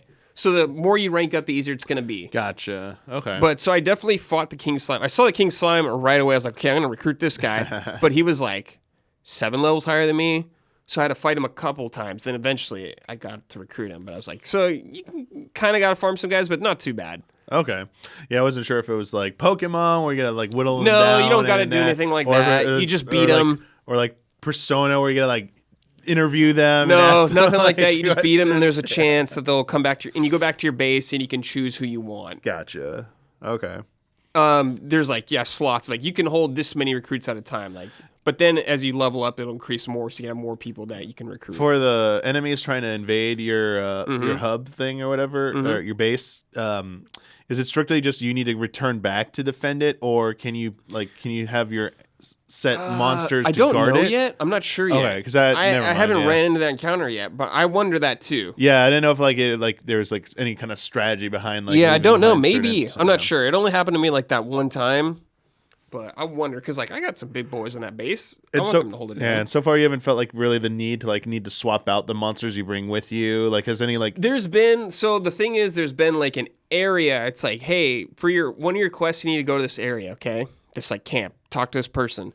Try to go there. I can't get to them. They're like in a wall surrounded, and there's a spot where you need to like go underground to get to them. I don't have that ability. Okay. And I believe there's certain monsters that have that ability to allow you to do that. So I don't have that yet, but I'll probably just find a monster to do that. So that's interesting. That's cool. So yeah, it seems like just certain monsters you'll need to get to areas. That's about it. But it's really jolly. I like it. I'm having a good time. I mean, it's not like a mainline Dragon Quest game by any means, but I think it's a good time if you really like Dragon Quest universe. I think there's fun to be had here. Like, especially if you like the monsters, just like recruiting them. I know, like I see monsters all the time. I'm like, well, that's a Huber monster, like a huge Cyclops got the big club. Yep. And it's cool when you recruit them. They're the size still. Like my King Slime is huge around me still, and so it's just awesome having this huge big boy follow me around. Like, yeah, this is good stuff. I like this. I want to play more. There's just so many damn games right now to play. Yeah. It's Square Enix, man. Just releasing so many games in this year, and then like this just hammering them out. Right, like less than a week before Crisis Core. You're like, here's this too. Yeah, it's just like, man, Happy you guys holidays. are pumping out games so much. Slow down, pump the brakes a little bit there. But yeah, I got to bring this up. The game's visuals. Yeah, it's Switch, dude. Okay. It's Switch. I don't know if like any of the environments, like, maybe like the art direction helps them out a little bit, or if it's like kind of consistent that the game looks like it looks like what it looks like. Not very impressive. Yeah. I'm just like, if it's on Switch, dude, I don't expect much. Always. At least it runs okay. Okay. I haven't been like, ooh, frame rate. It's like 30, but it's just like, it's fine. It's a Switch game. Some of the textures don't look very good or whatever, but it looks better than Pokemon. Tell you that. Looks better and runs way better than Pokemon. Oh, ouch. Way better. Yeah, I think Pokemon, even though it's trying to be a little bit more ambitious, but they need to. Like, this game, I like this game because you can see scope. Where I'm like, oh, big time. So, I mean, it's not like Xenoblade or anything like that, but, you get some scope going on, you can see stuff a little farther away. I'm like, oh, this is cool. Yeah. But, yeah, it's cool. I like it. I want to play more. Alrighty. It is time for Sort It Out. Huber's favorite segment, but he's not here, so shout out for Huber. Just on this segment, we just talk about anything that's been annoying us in the game industry. It can be anything that we feel like needs to be sorted out. Dude, I never think about one before the show. I always just think about the listeners and what their write-ins are, but I never think about one. Do you have one, Ralph? Do you have one? I'm trying to... I mean... give me a second, but from this week's headlines, since we missed it they didn't cover it on the podcast because it happened so late, you gotta give I guess they kind of sorted out with the fine they paid, but Epic and Fortnite sorted out with taking advantage of kids, man. Yeah, they had to pay like $520 million. Wow. A lot of games that have do the same thing. Yeah, I thought they could get away with this. It's like, come on, get caught. Like kids are, come on, you're taking advantage of kids like this. Nah, like come on, you're popular enough. Like you know how much sway you have over them. Like you're still gonna make a lot of money. Just like chill with and you're putting Goku in there. People are gonna buy it. Yeah, they just put My Hero Academia in there. Like a bunch of kids are gonna buy that stuff, dude. Yeah. Still waiting for One Piece. Do I have one? I'm trying to think off the top of my head. No, maybe one will come to me. Okay. This is from Chris Park, though. Sort it out. Someone give Huber a Switch and at least make him play Live Alive, the game that led development to Chrono Trigger and was Yoko Shimora's first RPG. It's also technically new for 2022 since it never released to the West, and it's short. Good news, Huber sent in his Switch for repair. Yeah. Finally did it. I do think he dragged his feet way too much, but he finally did it. Dude, I was like, yo, man, I wonder what your Nintendo wrap was like for the year. It's probably like nothing. Nothing. It's like, I just want to see what it'd say. Like, you didn't play your Switch this year. Honestly, they made like a graphic where it just gives you an error. Like, we couldn't load your data. Yeah. So, maybe he'll start playing some Switch games. I pray to God. Because I said to him, I'm like, yo, are you just not going to play Breath of the Wild? Like, Tears of the Kingdom? Like, what are you doing? Are you just not going to play that game? And I think that was like the kickstart. Yeah. Sort it out. This is from Alexander Ziranov. The Game Awards need to stop treating most nominations like they don't matter and should give equal spotlight to every winner. Final Fantasy XIV won 2 awards and the game's director was in the house. Why didn't he get a chance to come to the stage and accept the prize? Why was the best action game honored during the main show? Yeah. Best fighting game relegated to pre-show, and best role-playing game spewed out in one of the package deals? Why weren't nominees in esports categories even named? Why was Christopher Judge allowed to accept his award for 8 minutes, with other winners were rushed away after saying a few seconds? Jeff, you need to realize that this is not good for the industry when we only care about what's to come. So next year, please cut all trailers and announcements and use that time to properly honor every creator of excellence we can experience here and now. It's the Game Awards, not the Future Game Showcase. So that is the dilemma with the Game Awards because it's both. It is a press conference and award show. And I think it can be frustrating if you're in for one or the other. Like, honestly, a lot of people watch the Game Awards just for announcements. They don't care about awards. Luckily, there is shows like DICE and stuff like that give the proper awards. And it seems like those get definitely some recognition, but obviously not in any way near the Game Awards.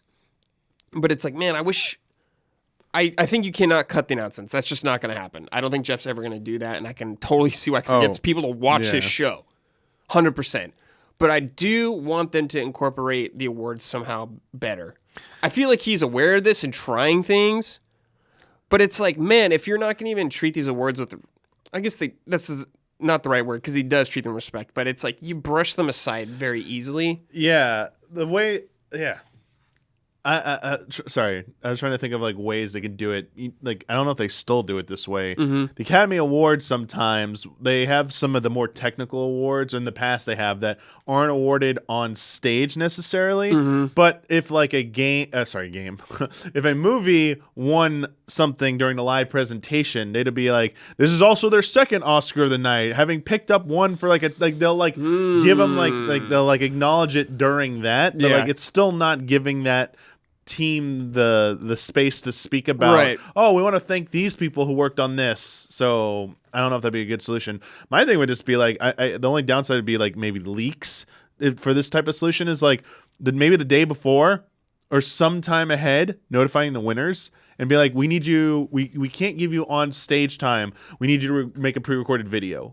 Like a thank you. Like, and like whoever you wanted to be on it, have them together. This is your time. You have this amount of time to do the message. That way, it's controlled so that it doesn't go over the time limit, and B, it still allows the team to give a message and speak. Even if it's not live on stage, they still get to you could show that you get to roll that. Yeah. I don't know if that would be acceptable. Here's what I would do. Okay? I would cut some awards from this. Okay. Yeah. I understand why these are in here, and I'll get into that. But I would cut content creator of the year. I would just cut that. I'm like, all right, it doesn't matter, But I get it because that's a big part of video games and marketing and getting games out there. So I totally get it. But I would cut a lot of awards like that. Yes. I'd just be like, yeah, we don't need this best esports team. I would cut that also. Okay. Yeah, I'm with best you. esports player. I would cut. Brad, I'm with you. I would definitely probably cut all those. I think there needs to be something else that exists to reward esports. Just like the Oscars don't award sports athlete of the year or whatever like that. Right. That's ESPN or whatever sports organization does that. So an esports organization should do their own esports awards. Sure, I think people do like that. I know there's Twitch awards, they right, probably and exist, like and I'm sorry I'm not aware of them. Yeah. But I think that's the appropriate place, not the game awards. Yeah. And content creator, that's one step removed from I forget if they did in the past. Did you used to do journalist of the year or something? Yeah, it's I think so. what? What is this? This is a different this different type of content here. Yeah. That should be for separate. I think that should be a different thing. Or if you do that, you do that for the pre-show stuff. Yeah. If you're gonna skip awards, you do those ones. You do a gala or dinner the night before, and that's where you give the awards out. Yeah. And then you can just put out a press in the pre-show. Oh, congratulations to our winners of the last night's gala, and show a little 2-minute roll, a 2-minute promo ad. Yes. That shows that what happened during it and some of the highlights. Yes. Sorry, a sizzle reel is more. Yeah. I mean, Jeff is in a tough position in the sense of, I want to represent the games. We need to have these announcements because that's what people expect now. Honestly, if they took out announcements, a lot of people wouldn't watch this show anymore. 100%. You got your React Andes or whatever just on Twitch watching it. Yeah. That's why it can't be a pure game game award show. Yes.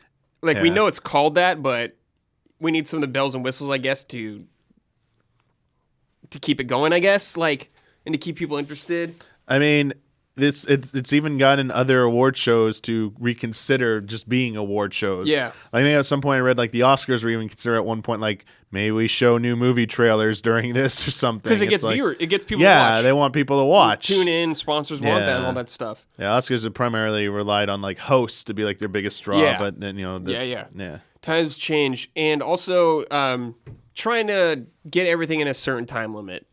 Yeah, because people complain about the Game Awards being too long already, and it's there's unforeseen things like the Chris Judge thing or the speech or whatever, but it's no, people don't really want to watch a 4-hour show most of the time.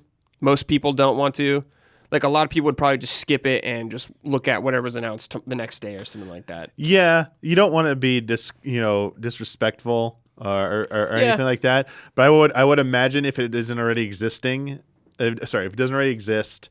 It will exist, and if it does exist, it'll probably be pushed a little bit more gently harder. I don't know the adjective I'm looking for right there. A little bit more forcefully, but not too harshly, I guess. Yeah. You have a time limit for your acceptance speeches next year, and I imagine Jeff will probably tell all the nominees, please try and prep something. If you keep it under 30 seconds have or some a minute. notes or go over it in your head and But I'd imagine next year, at the 3-minute mark or something, we are going to start playing music. You will have 30 seconds from that point before you need off. You need to end. Yeah. So it's they'll probably say 3.5 minutes is the longest you could should ever be going, and even that's kind of long. Yeah. I guess we'll see what Jeff seems pretty receptive to feedback and all that stuff. And honestly, a lot of people I saw, he does what did you give the Game Awards out of a rating? A lot of people give it A's because honestly, there's a lot of good announcements there. Yeah. It was one of the better Game Awards for sure. It helped having really good game announcements. Yeah. That definitely carried a lot. And it being shorter than usual, despite everything, it still, felt a little bit more tight. I want to avoid the things that Alexander brought up of Final Fantasy 14 won 2 awards, and Yoshi P is there, man. Yeah, and he announced he showed 16 release date there. It's he didn't have they didn't have to do that there. Yoshi P, if he didn't do it already, he does put out videos he won some award. The 14 won some award earlier before the Game Awards, and he put out a message saying thank you, to the community and stuff. I'm sure there's a live letter on the 23rd. I'm sure he will bring up. He'll be like, cool. He'll say a message. Yeah, I just feel like if you're there, guy flew half around the world. At least give him give him 2 minutes to say, or he probably wouldn't even need that long. A minute, just say thank you. Yeah, he would just be holding the very awards. Brief. Just thank you. Yeah, but maybe he doesn't care. I don't know. Miyazaki was pretty brief too, even in the game of the year. I think I'm pretty sure he doesn't like the spotlight a lot, from what I've read. But he's a much more kind of not like a personality about it. I guess he's just why do people like my games? I don't know. I'll keep making them, though, kind of thing like that. Sure, yeah. That's what it seems like every time he gets an award. He's like, yeah. But no matter what, though, I think you cannot have genre awards where one is delivered live, one is off camera, and then one is just as a package. That felt that to me of all the things they did, that was the most off-putting to me. Yeah. It's why is this genre getting this attention and this one isn't? Just a little more consistency. But we'll see what Jeff does next year. This is from Cody Ficker. Sort it out. Microsoft, you built this fancy Xbox game bar for PC that can do screen capture, and you put a screenshot button on your new controllers. But the button does nothing. Windows doesn't even recognize it at all. I hate useless buttons. This is your own ecosystem. Sort it out. Okay. That's funny. I've never even tried that. Yeah, I don't use that, but that's funny. We had one from highly anticipated, but this is so long. But their basically gripe was with the PlayStation remote, and it's just bad. Oh, but it's just this is just. I could read this, dude, but this is very long. I saw a glimpse. That looks like an essay. It's very long. I know you don't do it, Brad. The time maybe to impose a word limit on a. Yeah, I asked them to keep it brief, and I understand you need context. Yeah. But yeah, sort out PlayStation remote. Yeah, they're very upset, and I can understand that. Sort it out. Okay, time for keep it. Oh wait, fuck! Did I have anything for sort it out? I gotta think for 10 seconds. Right. Sort it out. Question. I have a question. Okay, so recently the Final Fantasy Pixel Master was announced. This is the sorted out. Now, I'm wondering, I saw the price for just the game physical $75. Yes. Is that how much it was on Steam when that came out? So I believe the original pre-order price when it was announced for Steam was about that. Okay. But if you didn't do it in that window, it went up. So I think this is actually cheaper than what you can get. I saw the price at first. I was like, dude, what? No, I think but then I thought about it. I was like, oh, maybe they did before. And this is a physical copy. That they're only doing through Square Enix themselves? Yeah, so you can only get through Square Enix shop. And that might, so that's your, go ahead. Yeah, I mean, why your shop only? I know they do this sometimes with their games, collector's editions. It's so annoying, man. Because I don't know if I'm going to get it right away or the right day or anything like that. It's I don't want to deal with that. Yeah. But I'm just happy those games are coming, I guess. Yeah. I mean, I guess they relisted it. I don't know if it actually went back, but I was going to say sorted out get another sorted out for Square Enix here. Why? Supply? Yeah, where's the supply for this damn thing? Dude, I've seen Wario being hey, it's back. Oh, it's gone. Yeah. Oh, it's back again. Oh, it's gone. Come on. Really? I guess they didn't anticipate how much it'd sell, but are you serious? Come on. They're pulling a Nintendo or something, dude. Come on. Yeah. This is what they wanted. But hey, it's going to be available digitally as a bundle and piecemeal, so... Oh, I didn't know you could do they confirmed that. It's on friendly. It's on the product page. That's sick. I'm just going to buy the bundle, but it's funny because the product page says the day of release, so they know the damn day, but it keeps saying spring 2023. So, but the verbiage in the actual text is written the date's already announced, but they don't say the exact day. And I'm like, it's come on. Yeah, why are you holding that? Yeah, why till then? Right now is the... Yeah, I get it. You just had, but we're even 10 days after Crisis Core, or a week after. No, it just launched. A week after Crisis Core. It's these are the perfect games right now because next 3 months, once we get to January, we're gonna be pretty stacked. Yeah, starting to stack up pretty quickly. Yeah, I wonder when it'll come out. Maybe February. My guess would be April at this point. April? Yeah. Do they have something in February? They have Forspoken in January. They have Octopath Traveler 2 Is that in February? Dude, or beginning of March. It's either first week of March or February. So they got that. Okay. Yeah. Maybe they're trying to separate them. I don't know. Yeah. But that hasn't stopped them in the past. Like, goddamn, they're putting a game out every week. Yeah.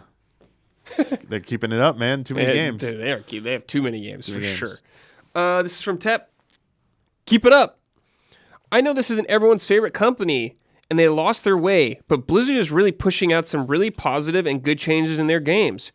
Dragonflight is really good. Wrath of the Lich King has made changes to loot to allow a more casual style of play.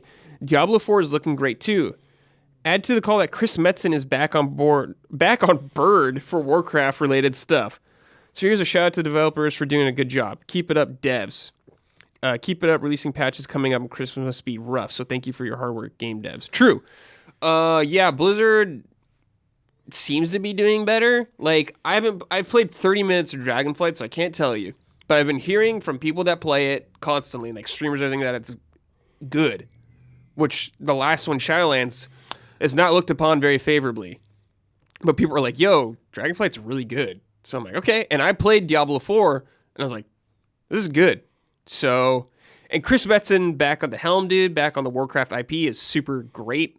Like, you know, he's one of the fathers of Warcraft, essentially. So it's like, cool. Keep doing good things. Yeah. You got a ways to go, but keep it up. I have to ask this. Yes. Now, this is only because of how things look. Yes. So, like, please understand this is like asking the question that any, I think, rational person would ask. Okay. But given the group that he was associated with, Chris Metzen, it's like I do see some people worrying a little bit about that. Sure, I could see that. In terms of just like, in a bubble, bringing him back is a good thing because of his reputation and everything. Very beloved involvement. Man. Yes. So this seems like a very good turn for that. But yeah, the elephant in the room is like... Yeah, hard to say. Like I hate using the term guilt by association. Yes, I understand that. I understand the court of public opinion big time. It's like nothing's been brought up, so it's like, you know, until it is, like... It's hard to say. Like, I don't know. Like, it's like, how many people know, like, what relationships were there at the time? It's like, I can't... Yeah. I can understand the hesitation. People being like, yeah, there's a little, like, which I totally very get. Least, there's a little bit of side eye, just a tiny bit. Of course. Yeah. And I think Blizzard is very deserving of that because, like, you know, they fucked over a lot of people. Yeah. So I totally get that. I don't know. It's hard to say. It also could go a long way if he comes back and helps not just, like, pushing change in the game, but, like, helps with, like, improving the culture there. Yeah. And like, that could like, help out a lot, too. Honestly, from what I've seen, the Warcraft team is, like, way better now, in a much better place, it seems like. So, and like he's joining the Warcraft team again, so I'm hoping the culture change will just continue. So we don't know, we'll have to wait and see, but we'll see what Chris can do.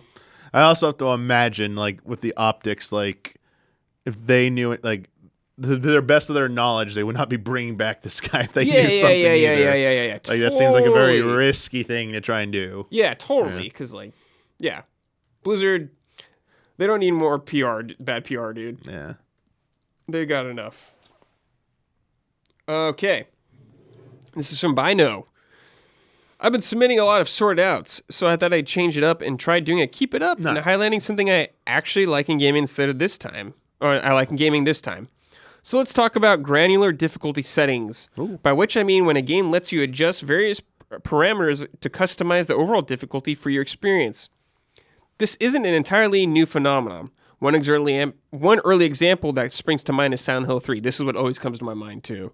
Okay. Which lets you choose your difficulties for combat and puzzles separately, but it becomes more prevalent in recent years. And at the risk of sounding like a fanboy, I have to say that Sony first-party titles in particular have been really nailing this, with God of War Ragnarok, Horizon Forbidden West, and The Last of Us Part 1 and 2, all featuring some really great customizable difficulty settings. Yeah. Generally speaking, I am someone who values challenge in games, but I do have my limits, and it can be frustrating if a game is too punishing early on while you're still learning the ropes, or if certain aspects of the difficulty feel overtuned to the point that it can become a master of trial and error, and you're constantly restarting checkpoints instead of progressing. I'm sure most people will just pick up one of the pre-cooked difficulty options and stick with it, which is totally fine. But for me, the granular difficulty setting in games I've listed above have really helped me fine tune my experience to the maximum enjoyment out of them, and it's trend I hope to see continue. Keep it up. You have something to say about this? You're into this? Oh yeah, no, I really like this. Yeah, because I think you messed with some of Uncharted, this, right? Uncharted also does a little bit of this too. Speaking of first, shout outs to the first party PlayStation, Sony efforts. Like the aiming, like just letting you like like if you really just get so frustrated with those mechanics, like just auto aim. Like to me, my excuse was always like I'm bad at it, and I don't care if I'm bad at it, but like the character I'm playing is supposed to be like this badass marksman, so I'm like. You should be hitting headshots and shit like this. Like it's a power trip fantasy. I shouldn't be struggling. Yeah. But like modifiers have been like a big thing, even if it's not available in the beginning. In terms of like difficulty options, stuff like Hades, where after the fact you can do modifiers to make things even more difficult. Stuff like that has been like a lot of recent games have been doing those things, and of course, Huber's favorite, Draconian. Draconic mode, sorry. From Dragon Quest? Yeah, like just having those extra modifiers. Yeah, sure. You want to like up the difficulty even beyond what the game presets offer. Yeah, I definitely don't have a problem with this. I think that's totally cool if you want to adjust things to your liking. But if a developer is like, yo, this is my vision for the game, I'm totally cool with that too. Yeah. I have no problem with that. Like on the side of like, the obviously Soulsborne stuff, it's like, sure, you don't need the game doesn't need a difficulty option because the creator said no. Now, if fans find a way to patch in things versus like for like a fan patch, I also think you should not like that's like. I mean, if PC it's legal, version, I don't like, care. Yeah, PC versions, like so be it. Like if it's legal, I don't care. Like, yeah, I'm not. Assuming this is all legal, don't even like bring that into argument. I'm just talking about like let like players do whatever they want to do with your games, which is why I get so annoyed when like. Modifications like that get taken out. Well, there's something that just happened for one. It just got like nuked or something, and it was like kind of disappointing that a game company did this. I don't know. It was fudge. It was in the headlines, but that it always like shocks me. It's like, why do you get upset when players want to play your game a certain way? As long as it's not impacting like online stuff where it's like that's messing with the competitive balance. But like for offline single player, who cares? I don't have a problem with that. To me, it's just like. I just want the developer to make what they want to make. Yeah. And that's who I'm going to side with every time is the developer. Yeah. And I think like, I agree with like their argument. Like sometimes like in the beginning, like toning it down so you like learn the ropes. Sure. And then upping it up. I'm one of those people who's like, if it is starting to feel easy, like there were several times in Crisis Core, I was like, I really think I need to crank this up to hard because this is just like kind of a cakewalk at this point. Yeah. It's from Alex Garcia. The Street Fighter 6 beta last weekend was sick. I had a great time, and I'm really looking forward to the game when it releases. Keep it up, Capcom. Yeah, I watched a lot of. I watched Max playing a bunch of it, and he was having a blast with it. I didn't get into it because I didn't apply, but I was also busy playing Crisis Core. Yeah, it looks cool. But yeah, I kind of when it comes out, I'm definitely gonna try. Yeah, that. me too. I skipped out on Street Fighter 5 completely. Me too. After playing, I Street played Fighter like 30 4. minutes of 5. I haven't even played a single match in 5. So I'm kind of looking forward to 6. Yeah, it feels much more fresh this time around. So yeah, it looks great. Characters like a lot of the new characters look really fun and stuff. Also, just like we got a lot of thank you messages, Damiani, for this show, and people just appreciate what we did for this year. So I don't want to read them all because that like embarrasses me, so I didn't want to do that. But thank you, everybody, for all those nice messages. I read them, so thank you. We appreciate it. And also, we got some shout-outs as always. Nice. Some of our most generous patrons who help us out in some of the higher tiers. So we appreciate it. We got Jabbawabs, Elthanas, and Greg the Dark Knight Kettering. Thank you, everybody. Thank you so much. Appreciate it. Big time. Okay, Damiani, I'm curious to hear your thoughts on this stuff. You played actually every game in this, the Castlevania Collection, the Advance Collection. Castlevania Advance Collection, yes. Tell me about it, dude. You played all 3 games? Let's see if I can remember all of this. So Circle of the Moon was the first one. Harmony of Dissonance was the second one I played. And an Aria of Sorrow was the third one. True. Now, can you name the characters' names? I think the first one was like Dave or something. No, I don't think so. I think it's like Nathan, maybe? It was a normal name. Just is the second character. Is it Just or Juiced? Just or Juiced. And then Soma is the... Do you know Soma's last name? Bringer? No. Soma Cruz. Soma Cruz. Soma Cruz. Yeah, I remember some of the characters.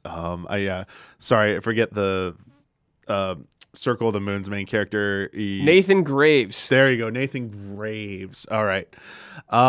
This was a absolute like fun adventure going through all of these. Yes. I missed out on these, just like Crisis Core. I didn't even touch these when they came out. So I've never even played a single one of these for a single minute. So this is my first time experiencing these three. I think maybe my bar was set a little bit higher because I was mistaking them like maybe some other casuals like myself do thought it was like for the DS games, which I think are viewed a little bit higher than these. And not recognizing like how old these are. Like these are GBA games from the early 2000s. I mean, Circle of the Moon was a launch game. Yeah, so like these are like 20-year-old games at this point. And I know even as good as Symphony Night is, like you could still tell it's like a 20-plus-year-old game. Yeah, totally. Now, it was really good to play these back to back to back like this because I got to really appreciate the nuanced differences between them. Some of them not so nuanced. There's pretty big differences. And I have to say, let's start off the bat here, Brad. My order is I like Harmony of Dissonance the most, Aria of Sorrow the second most, and Circle of the Moon was my least favorite. So I know a lot of people are high on Aria of Sorrow, and I think it helps because the sequel is super good, Dawn of Sorrow. I think I see what it was going for, and I imagine the DS version with some of the DS's advantages probably smoothed out some of the the dual screen probably smoothed out some of my grievances with that game. Now I will say for Circle of the Moon, worst controls for me. The character was very Nathan was handled very, very stiff. Yeah, like jump attacks, jump in the whip was very frustrating to get. It started to eventually does click. You play it long enough, it starts to click. But I tried jumping back in last night. I was like, oh god, yes, I forgot how stiff this feels. Yeah, so Nathan reminds me of the old Castlevania games. His movement, where you're just like, whoa. Also, like the package of this game, like everything that's in it, it's very much a lot of regurgitated like music. Like the title screen is just Symphony of the Night's title screen. Yeah, they used that prayer theme a lot. Yeah, they use like Castlevania 4's like cave themes at one point. Like is it straight up? I feel like half the music of that game is just reused, like literally rips from other games put in there. So it felt like maybe it was a little bit rushed, perhaps. Maybe I don't hit that launch window. Yeah. I don't like the card system at all. Was not a fan of that. It is easily the hardest of the three. Yeah, I would say so. Absolutely is the hardest of the three. It's the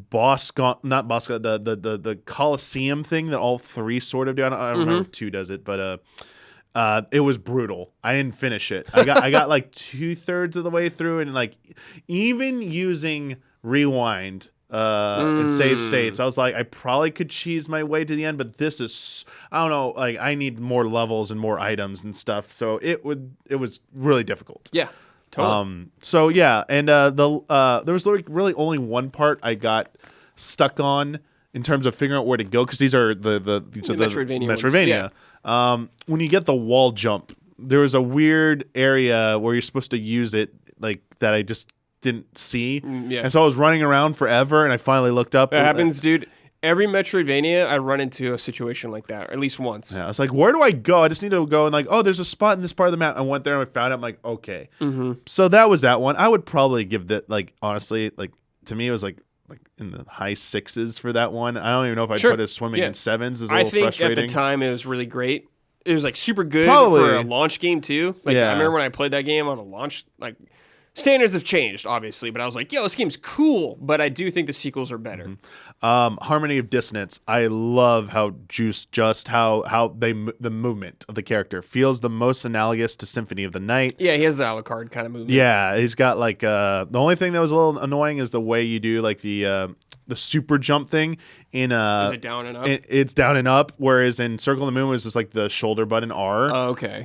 So you like it sometimes when you have to do it multiple times it's a little frustrating. Yeah. But like just having both shoulder buttons being like the dashes left or right, so you don't have to like turn to face backwards to do it like backwards or forwards. It's like no matter which way he's facing, R will always move you right. So if he's facing right, it looks like he's dashing. If he's facing left, he just does the back dash during it. Same with the L. I was like, this feels really good. Like the slide ability, like the double jump, all of that felt really good. Does he have the Richter slide? I can't remember. Yeah. Okay. I don't know if it does the flip kick. No, okay. I don't think any of them do it in this one, actually. Cool. Richter exclusive. Yeah. I think maybe Julius has a teleport thing in the next in this one as well, because he's the hidden character you unlock when you beat the game. That's another cool thing about it, is when you beat the game, you can play through as a different character, Julius. You enter your name Castlevania like that. games do that. He's got he's got the whip. Has like no menu interface unless my game was glitching out. Wait, in it's a Harmony bonus. Distance, you play as Julius? It's a bonus thing. Once you beat the game, it tells you who do you play as? The that's the name of the vampire killer wielder. Oh, in the game. Aren't you a Belmont, though? Isn't Juice the Belmont? Is that his? Juiced is a Belmont, but Julius is the... Or maybe I think of Soma. I think of Aria of Sorrow. Am I getting it wrong? I can't remember. I'm wrong. I'm thinking of Aria of Sorrow. I'm so sorry. Okay. This is the problem. So I'll save that for the next game. That's a good thing about the next game. Sorry. You were right. Juiced Belmont. He's the only Belmont in here. Yes. Okay. Spell books. Love how they amplify the items. You got the traditional items all in there, like the holy water, the cross, the axe, the knife. All that stuff's still in there, so it's still very traditional. But when you use the spell book, it enhances all of them. Right. And I love those. Like a giant cross. Am I thinking of this giant cross. They, also the wind one makes it spin like a giant bunch of crosses spinning around you. Just really cool stuff to use. Felt very easy to use, very resourceful. I love the dual castle. It's like light dark world thing eventually, and it's like kind of a gimmick where you go back and forth. But I saw seeing here's Castle A, here's Castle B, then they overlap. And I this one I probably got stuck in the most. There were 2 parts where I got stuck, and I had to look up a little bit of a hint. But yeah, I just like the layout a lot. You like the definitely easiest of the 3. Definitely the easiest of the 3. The most disappointing final boss fight, though. I will say that. So this one has multiple endings, and which you can. It's okay. You don't have to say it. I won't spoiler, but a lot of them are very easy fights. Yeah, probably after. Because I remember Circle of the Moon was kind of intense fight. There's 3 endings, and 2 of them are just kind of baby fights. Anticlimactic. Got it. And then the real one's a little bit more involved, but still not great. By the way, Circle of the Moon had some pretty cool looking bosses, but they were fucking cheap as fuck. The dual-headed dragon thing, fuck that thing. Yeah, that game's harder from what I remember. Really hard.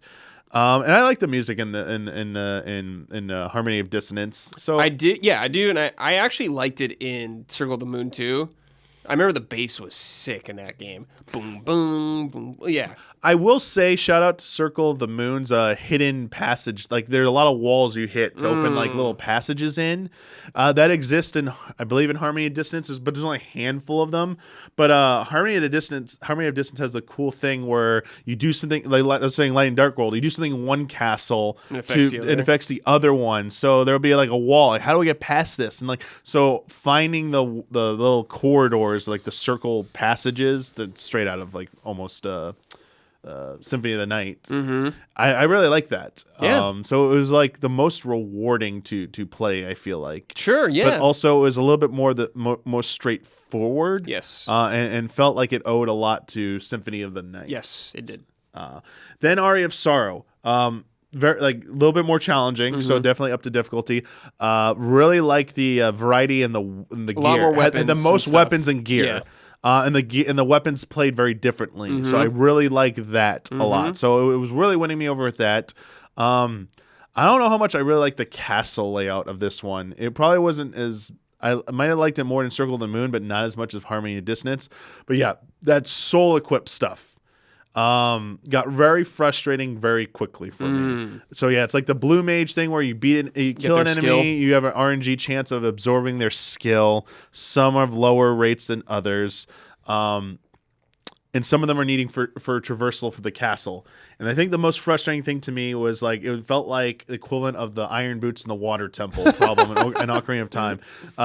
Undine and Sagara, whatever the ability to go underwater was. Undine lets you walk on top of water. The other one lets you go underwater to the bottom. And if you don't have anything, you just kind of float in the water and you can't really jump much, high enough. yeah.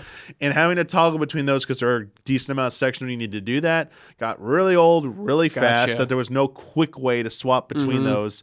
I did not like a lot of the abilities. Like, so you have 3 tiers. You have like a super ability, you have like a middle ability, and then like a basic ability. So you have 3 stones or souls you can equip. And a lot of them I just like didn't find as rewarding. Like Harmony of Dissonance, like just amplifying the traditional powers. There's way more than the traditional items, obviously, but I felt like there was like really not great replacements for some of the maybe there was a cross-like ability. There are definitely more unique ones, I'll give them that, but none of them like felt like a go-to one. They all felt kind of like equally like okay in certain they felt too situational. So I wasn't really relying on those. I more relied on besides the traversal abilities, like one of the ones gave you what was it, Headhunter, boosted all your stats on like the more enemies you killed or something, was like really cool. So I liked those ones, but I don't know, it wasn't really clicking for me in that way. But the gear system definitely helps smooth that out. Definitely has the best conditions to get the real ending, and the most rewarding of the real ending things, because like you beat what you thought was the final boss. There's this whole section of the game afterward that's only available if you meet these conditions. Yeah. And the game does give you hints on how to meet those conditions as well. As I think the other ones might not have really given you insight. Yeah, so I kind of appreciated that a lot. I liked in Harmony of Distance where you get the room. There's like the your own room player housing, and if you collect like items in the world, you decorate it more and more, fun. Which is like kind of a neat thing. That is fun. So yeah, they each had their strengths and weaknesses. I just felt like Harmony of Dissonance a little stronger for me personally resonated the most. I was really glad I played through them all. Yeah, me too. I'm happy you did. That's cool. Yeah, because I have a better understanding, and I'm definitely the sequel to Aria of Sorrow. I definitely want. Hopefully, they release a DS collection. Hopefully, they do, because I definitely heard 3 games on there. Like the improvements they made, and just having 2 screens possibly. Yeah. Or just a way to quick toggle if they rework it would be really sick. That would be sick. Yeah. Hopefully, they do something. I think they absolutely should. Joseph Caruso asked, "Do you feel like the rewind feature of Castlevania Advance Collection ruined the feeling of tension and satisfaction? Personally, I love abusing the rewind feature to save myself time, but I admit it makes the games feel hollow at times." Okay, so I think this is a personal answer. And I like to think I have a good frame of reference for understanding context. I used it a lot in these games.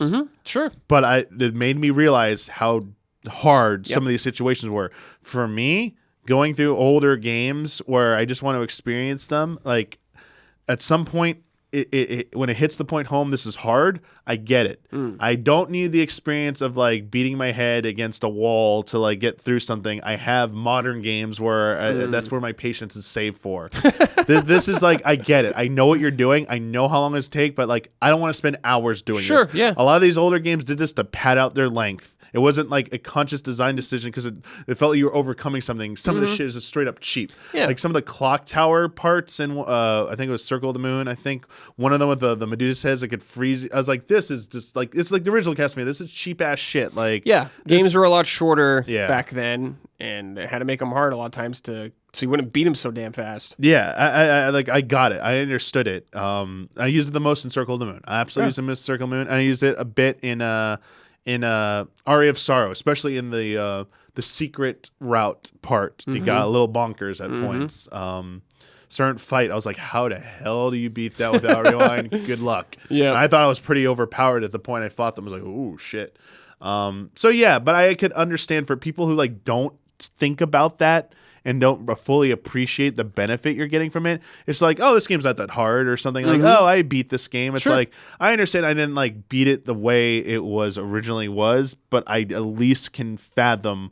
You felt some of that. You like have an understanding. Yeah, so. And like the 2-headed dragon. How much I use rearms? Like, my God, like how many times I probably would have put an hour plus into this boss to beat it. And yes, I know I've done that before. I know what that's gonna feel like, that immense satisfaction. Yeah, sure. But it's like I get it. Sometimes you're not in the mood for that. Yeah, I get it. I just wanted to see like how what these games were like. It was a different kind of like experience I was going for than a pure experience playing through them. And honestly, This is something they put in, so it's like use it. Like you just want to get past stuff. Like who cares? Yeah, totally. You don't have to use it. Yeah, it's fun. Their save feature though is a little cumbersome compared to. Also, their rewind's not great. No, it's not. I will say it needs a little work, but it's there. Rewind. I wait for that day when rewind it's like so smooth and easy to use. It's like you go frame perfect to the spot you want to go to. I don't know. Janet Briggs asked, "Hey, Alice, what other series would you want to see get a collection the style of Castlevania Advance Collection? Easy, the DS games, which we said, and also I want those damn 3D PS2 games. Oh, that'd be nice. Or even all the 3D games, like that's including N64 and Legacy of Darkness. Oh, that would be sick. Then Lament of Innocence and Curse of Darkness. I'm actually shocked that the Castlevania 64 games can't come out on the Nintendo 64 service. Unless that Konami is told them we plan to release a collection. Yeah, maybe. Otherwise, I don't see why not. And even a collection, I don't know if the 64 collection is going to sell that well with those reputation. It feels like a great addition, an easy one to put on there. But I'm with you. Like PS2 plus N64 3D collection, retro 3D collection, I would be all aboard because I never played the PS2 ones. Oh, Dominic, I like those games a lot. I've not played the PS2 ones. Yeah. Lament of Innocence is the first one, flat 7. Curse of Darkness, 6s. We're in the 6 territory. That's fine. I mean, but it's like I still like those games a lot. I still enjoyed Circle of the Moon. I'd put in the 6s. Like, Circle of the Moon was like in the high 6 range for me. Harmony of Dissonance was like low 8, and then like Aria of Sorrow was like a high 7 to like flat 8 probably for me. Yeah. Cool. Anyone who wants to talk about Castlevania, I always get excited. So hell yes. Oh yeah, like it was a pleasure going through those and finally understanding a little bit more of the Castlevania lore. Yeah, you're starting to love them. Now, only if you didn't like Castlevania 2 like me, then we'd be best buds. See, that's more. That's where we're gonna always disagree. Yeah, that was tied to like my appreciation to like how much it was like in terms of its cryptic design nature was like Zelda 2. Yeah, very ambitious. Like it and Zelda 2 are viewed the same way, and it's like those games really require a lot to beat them and understand them. And I think you talk about satisfaction, like it might be cheap, but like to some people, but.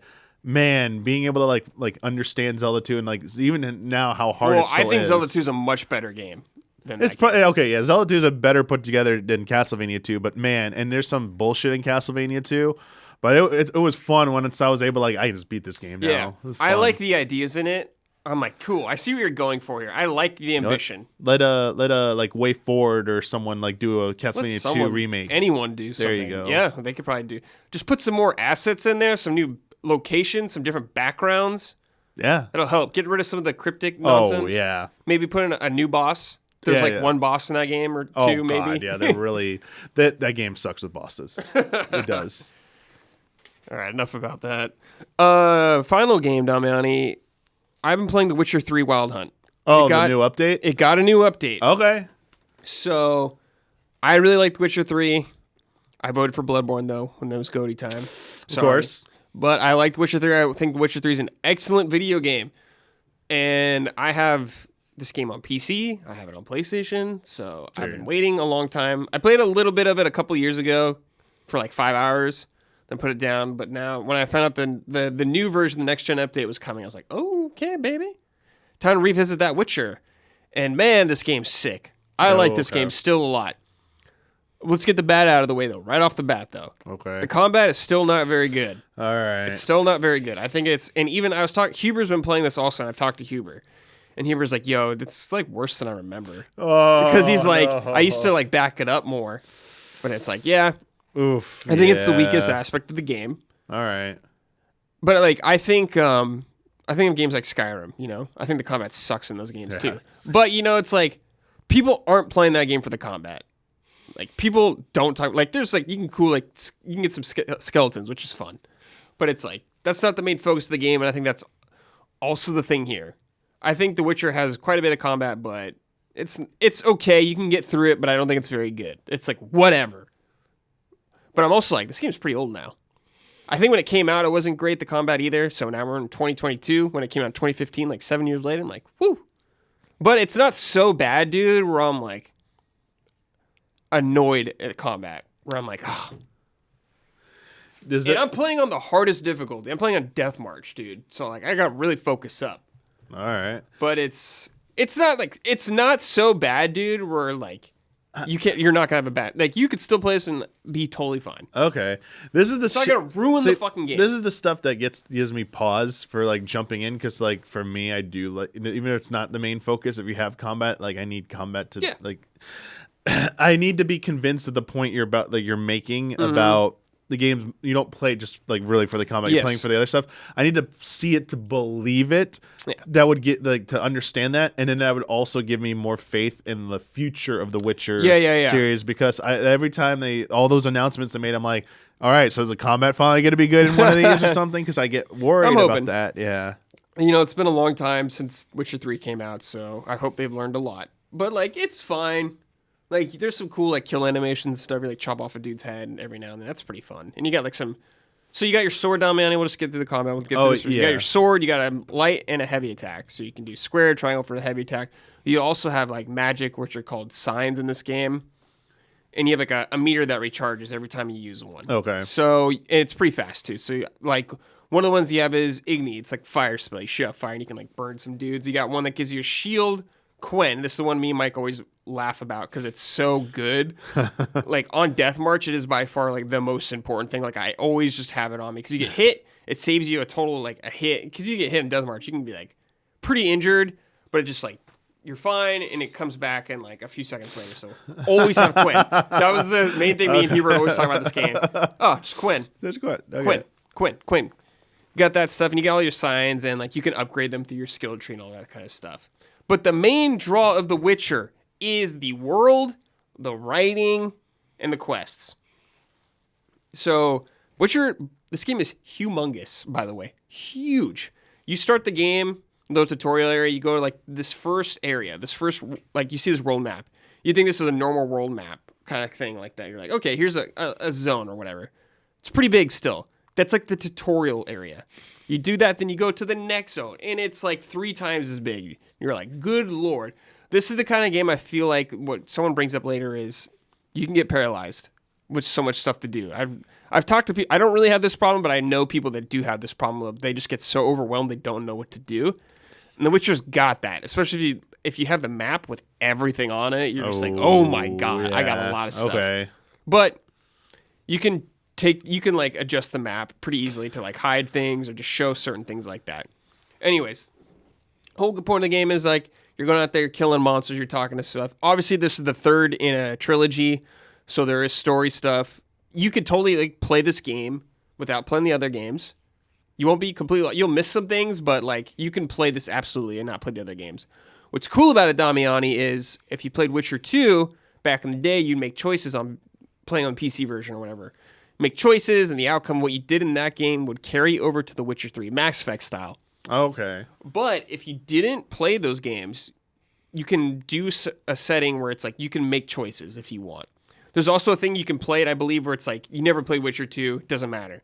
But if you played Witcher 2 and you're like, I want those choices to matter in this game, so you can make those choices in this game around. So like, I did that. I did some of the other choices I didn't do my first time around, like some of the choices I made, like characters and stuff like that. Like, if you said you killed a character in 2, they're not going to be in 3. Oh, that's stuff like cool. that. Which is it's cool if you carried it over, stuff like that. But I want to give you just a really early example of a side quest that you get into this game. Very early on, you get this quest, you go to this island, you get this lamp, dude. You go, it's like a tower that people were there. It got an assault on it by peasants. It was overrun. Everyone was killed there, dude. You go through there, it's all dark and spooky. There's monsters all around, like a swamp bog area. Go in there, you have this magic lamp that lets you see ghosts, like spirits, and you hear all these spirits talking with each other. Figuring out, you're piecing together what exactly went down here, the events. Get to the top eventually. It's like a biolab, dude, like Resident Evil biolab with experiments going on in it, dude. You go up there, there's a spirit you talk to up there that's been like, you assume is the cause of this whole situation. You talk to the spirit, you kind of figure out what's going on. They give you a task, you can accept it or not. They gave me a task. I accepted it. I will just say, minor spoiler, I guess, early side quest. But I went to this place, I had to bury these bones of this spirit to help them get rest. And her lover in life, she wanted me to get him to her lover in life, the guy. Go to his place, tell him what happens. He thought she was dead. Very dark stuff, what happened to her. Anyways, You give her these bones. This guy, I was tricked. The spirit was actually evil. I give the guy the bones to bury, and it summons this ghoul up and kills the guy. I gave him the bones and left the house because I thought it was over, and I start walking outside. I hear him go, ah, just like die. I'm like, what the fuck? I go back in. There's like a huge, like this specter thing. And Geralt's like, oh God, she's this thing. And so I fucked up that quest. The guy died because I made the wrong choice. And it's just like, that's what a lot of the game is, just outcomes of things you make. Okay. Sometimes you think you're making the right choice. You may not be, kind of thing. It's okay. Like, your actions have consequences in this game, which I love. That's cool. It's not like stuff where you're going to probably like miss out on like crazy like player power, stuff like that I'm aware of. Just like story stuff like that. And there's a bunch of endings and all that good stuff. But then I went back to this character who knows Geralt, who you play as, like they have history together, and I told her what happened, and she goes, "Oh, you must be getting rusty. That's unusual of you." And I was like, "Fuck, you're right. I had a hunch, but I didn't know, and I just went with my gut, and I was wrong." And I was like, "Damn, this is sick. I love this." All right. And another quest is like, depending on a choice I made, what I said about Witcher 2 is a character from Witcher 2 showed up because of a choice I made, and I did their whole quest line. I was like, dude, this is sick. I love this stuff. And the writing, I think, is pretty good still. It's like an older game. Geralt is an awesome character. I just fucking love... Everyone in this game is cool. Like, Yen is like his love interest at the beginning, or she, from a while ago, Yennefer, she's awesome. She's great. There's a lot of great characters in this game. Ciri, the world is awesome. The first zone, second zone, there's a lot of zones to go through. There's huge towns, massive. Like, if you like games like Skyrim, you know, you like that feeling of just going out of this huge world doing sick quests. Witcher is one of the best out there. Some of the best side quests out there. It's set, honestly, really high bar for side quests, and not many games have even come close to this game. And I'm just in constant amazement of how well some of it's aged. I think some of like the movement of Geralt is rough, and some of the gameplay is a little rough, but everything else is still really sick. And now that they're making more Witcher games and other games, I'm like, yeah, I can't wait to see what you do in this world. Dang. It's definitely one of the best RPGs out there to play. I'd recommend it to anybody. I'd recommend it to you, honestly. Lots of difficulties you could choose from. Lots to get you in there. It's super great. And they this next gen stuff, they added like some new content in. Yeah. Some like outfits. I think they fleshed out a once kind of like, there was a location in the game, I believe, that was like very suspicious and looked like something should have been there. Okay. But I believe they now like added stuff to it so it doesn't feel so empty. I'm like, this is really cool. It's a free update, by the way. All this is free. So I'm just like, yeah. Pretty cool. This is like the good CD Projekt that I remember. This is the kind of stuff I wanted. Like, Cyberpunk launch was very bad, very damning from them, but it's like I'm getting brief snippets of what I really loved about this company. So I'm hoping they do more. Yeah. I haven't heard nothing but praise for The Witcher 3. Yeah, it's so good, man. And Wild Hunt specifically. Dude, yeah. It's so cheap all the time, too. You could like buy it on PSN, I think, the complete edition with all the DLCs. So what's the best of the DLC? Blood and Wine is the best. Sorry, Blood and Wine's what I meant. I said Wild Hunt. It's the actual little title of Witcher 3, but yeah. Blood and Wine's the one Blood I keep and Wine, hearing so there's about. Hearts of Stone, which is the first one, which is cool. But Blood and Wine is like brand new zone. Huge, like, dude, this DLC is like a full game, honestly. And it's incredible. Dude, it's like vampires, man. Dude. It's so good. Witcher 3, I'm telling you, on PSN it was like $10 for a complete edition with everything. Dang. This game's on sale all the time. Like, I think I might actually own it. You might own it because it's so damn cheap all the time. They're practically sale. giving this game away. Yeah. I guess the only reason I wouldn't jump in to play it yet is because of the announcement of the remake of of 1? Of 1. That's years away. And if they're gonna do 1 and maybe 2, it's like, damn. But that's gonna be like 10 plus years. But it's like at the same time, I feel like I know you said like you don't really need to have played 1 or 2 or even 1. Yeah. But part of me is like, man, if I'm gonna go into this, I want to like go all in. Yeah, I get that. And I know everyone's like, there are people out there do not play current Witcher 1. Witcher 1 is super rough. Like, don't play it. It's super rough. 2 is better. Yeah. 2 is like closer 2 is to 3. Assassin of Kings. Yes, is it called. Yeah. But 3 is the only like full open world one. Okay. I remember the trailer for 2. Wasn't it like starts on like a boat or something? Yes. Yeah. I remember that beginning. CG, yeah. Oh yeah, high budget, dude. Yeah, high budget. But yeah, Witcher 3 is fucking awesome. I recommend it to anyone. It's usually cheap. It's on every platform pretty much. You can even play this game on Switch for God's sakes. Yeah. Which is like, I don't know how they got that game to run on Switch, but Wizardry. Yeah, CD Projekt Wizardry. We got some writings about it. This is from Reptile Scorpio. Howdy, allies. The Witcher 3 blew me away with such an interesting open world back in 2015. It was great to return to it this month with the next-gen patch, but I was surprised how old it felt in terms of world design. What direction do you think would be the best to take the next Witcher game in? I'd love to see them focus on smaller, denser environments like the second game rather than another typical open world sprawl. I actually think the open world's pretty good in this game. Okay. Like, the world's great. There's, like, lots of points of interest, I guess, and, like, really cool towns you can go to, like, seamlessly. It's not... So, what I always want from open world games now, Damiani, is traversal and improving the traversal. Like, you have your horse in this game, Roach. You can just summon anytime like that. But I always come back to Breath of the Wild, where I'm like, traversing the world is so fun and interesting. That's what I want more from open games. Like, that's what I want from Software. It's just making the world more interesting to go about traversing it. I want more stuff like that. Cool, yeah. And that's what I would like from The Witcher.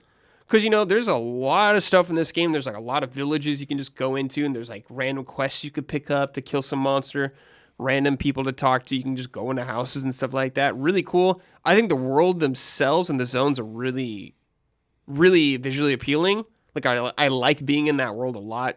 Seeing the wind just blow through the trees and everything's very soothing to me. I'm just like, I like being in this world. But I think if they can just improve the movement and the gameplay, the feeling of being Geralt or whoever you're going to be in the next one. Yeah. That's what I would want for that. Okay, this is from Sage Mode Q. Yo, Brad, I'm playing The Witcher 3 for the first time, and I have a confession. I don't like Gwent. We'll get into this. I didn't even talk about this. That's the card game, yes. right? Yeah. Is there something wrong with me? I've played for about 25 hours now and have repeatedly tried getting into it, but I just can't. Will it click with me at some point, or am I just crazy? Has the panel ever had something super popular in a game that just hasn't clicked with them before? Love and respect. Yeah, Sage Mode Q. Yeah, I didn't play much Gwent either my first time. I don't really like card games that much. I dabble. I liked card games in person, where like the actual cards. I liked that more. I've been playing a little more this time around, and I think it is really good. I think it's a good card game, and the fact that it's tied into the game so well. Not only can you play random people for these quests or for cards, but there's like quest lines and stuff with Gwent and all that kind of stuff.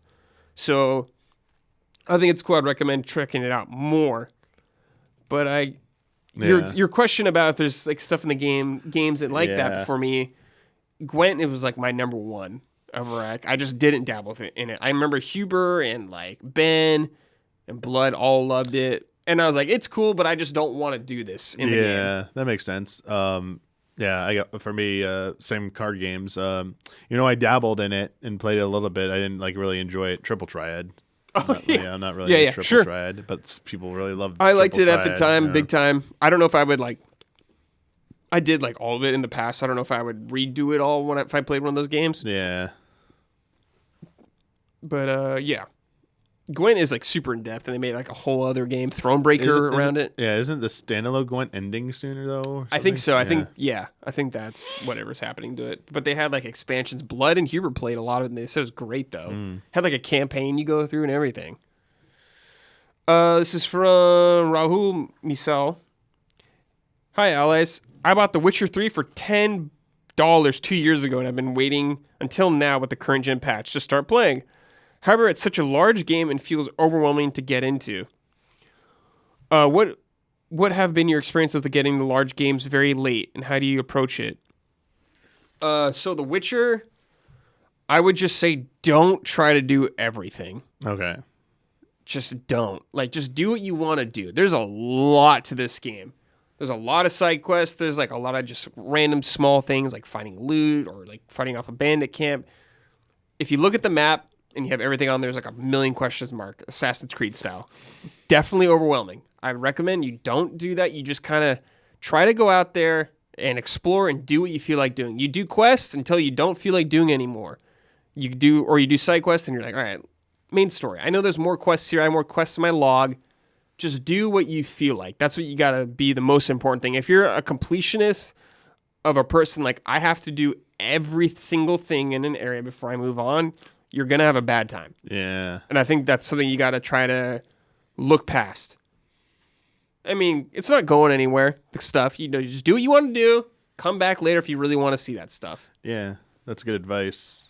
Getting bogged down in that extra stuff, it could be bad, especially when you're just trying to get like the point of a game, like why everyone likes it. It's yeah. That's that could definitely color your impressions. Yeah, it reminds me like when I played Xenoblade Definitive Edition. I was doing side quests, then I was like, dude, I'm done with these. I'm done. And I know they're not even close to the level Witcher. They're like very, very basic. But it was just this feeling of like, I'm just going to move on. I'm just going to leave this behind. It's okay. I did plenty. Just go ahead. Let's do the story. And like, even if you just do the story in this game, there's still a lot of content. A lot. That's how I feel about an Assassin's Creed game. Or, sorry, just Ubisoft games. Yeah, I was saying Assassin's Creed because I don't like the modern Assassin's Creed games. But yeah, like, was it Immortals? Like Phoenix Rising. First zone, I think I was doing, like, trying everything. And by second zone, I'm like, we're just moving along. We're cool. I'll try out, like, one or two, but... What I think is cool about The Witcher 3 is the first, like, tutorial zone. It's like a mini zone. You can do everything in that zone pretty reasonably. And just get your fill. But... the game is designed so you do not have to do everything. They don't necessarily want you to do everything. You just go out there and you do what you want to do. And this is from Super Sushi. They wrote in earlier. Important question for Witcher 3. Team Yennefer or Team Triss? Yennefer all the way for me, by the way. I chose Yennefer also. I know you probably know who these are. Well, I've seen the Netflix show, so okay. I have that understanding. Triss is more in like... the second game, from what I remember. I don't remember the first game very well. Gotcha. The games are after like the books, I believe, also. So this is all post the show kind of stuff. So yeah. Oh, I wrote this earlier, but they wrote in a thing. Oh no, I did get them. They wrote in about the Cult of the Lamb for their favorite gaming moment. Oh, nice. Gotcha. Alrighty, Damiani, it is time for some emails. All right. Let me just write time code real quick. If you want to write an email, join us on patreon.com. $5 and up, you can write in, send questions for this show, send them in for the Easy Eyes podcast. You can join our Discord on there if you're a $5 and up patron, all that good stuff. We'd greatly appreciate any support you could give. I know times are tough, money's tight. So if you can afford to give, we appreciate it. And if not, we're just happy to have you here and listening. We appreciate it. Thank you. All right. This is from John Wukowski. I hope I said that right. After its 2019 Kickstarter debut, Chain Echoes is currently sitting at the third best reviewed game of the year, making it the swan song of Huber's Year of Indies. I hope some of you get a chance to play it. I have it installed right now, and I will be playing it.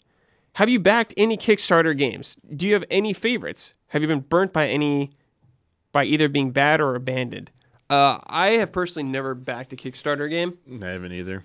I don't really want to, because one, I'd feel really weird if I kickstarted a game and like an editorial kind of thing, I guess. I don't know.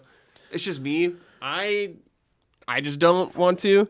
I don't have a problem if people do, but I just don't want to. Part of that, there just hasn't been one that spoke to me enough personally that I wanted to get invested in. Yeah, it's usually just like, I'll just buy it when it comes out. Yeah. Like, I can understand, like, some of them, like, they definitely speak to people. Yeah, I mean, absolutely. I mean, another reality of, like, you know, like something like Zelda or Final Fantasy went the way of the dodo, and it's like, exactly. Sakaguchi's coming back, I want to make another game like Final Fantasy because they don't exist anymore. It's like, hell, sure, make it. Or, you know, there are no more Zelda games. We're making a Zelda game. Like, yeah, make it. Like, I would probably back something like that. And it's like, we've gotten a lot of really good games from Kickstarter, too. A lot of really good games, like Shovel Knight, Kickstarter. We got Bloodstained, Kickstarter. And it's just like, I feel like for those really good games, you just know they're going to hit their goal. Yeah. Yeah.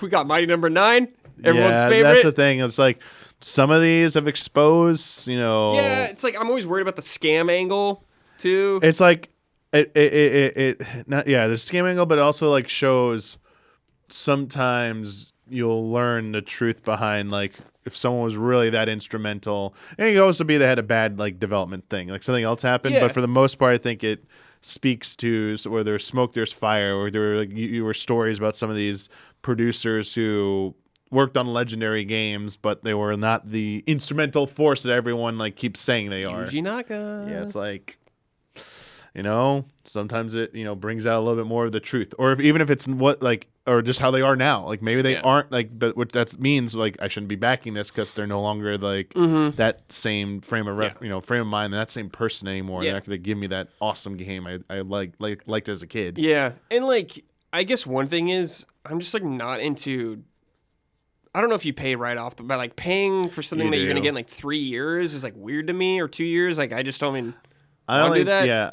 I don't know how it works exactly if they charge you. I assume they charge you. They do. They have to, I assume. Oh, it's once it meets its goals. Yeah, they charge you, I assume. Yeah, you get charged. Otherwise, it doesn't get funded and you don't get charged anything. But like, I totally get why people do it. It makes total sense to me. Yeah. I think it's a really cool thing that even happens. Like, I love that people literally putting their money where their mouth is. Yeah. It's really fun to me. I think it has its uses. I used it once for a book of some kind, like a game history book, and it's like, sure, like they were pretty much doing it anyway. So like, we just need to do this, and I, got a copy of it. I was like, cool, this is what I expected. But I think games, gets a little bit more, there's been success stories.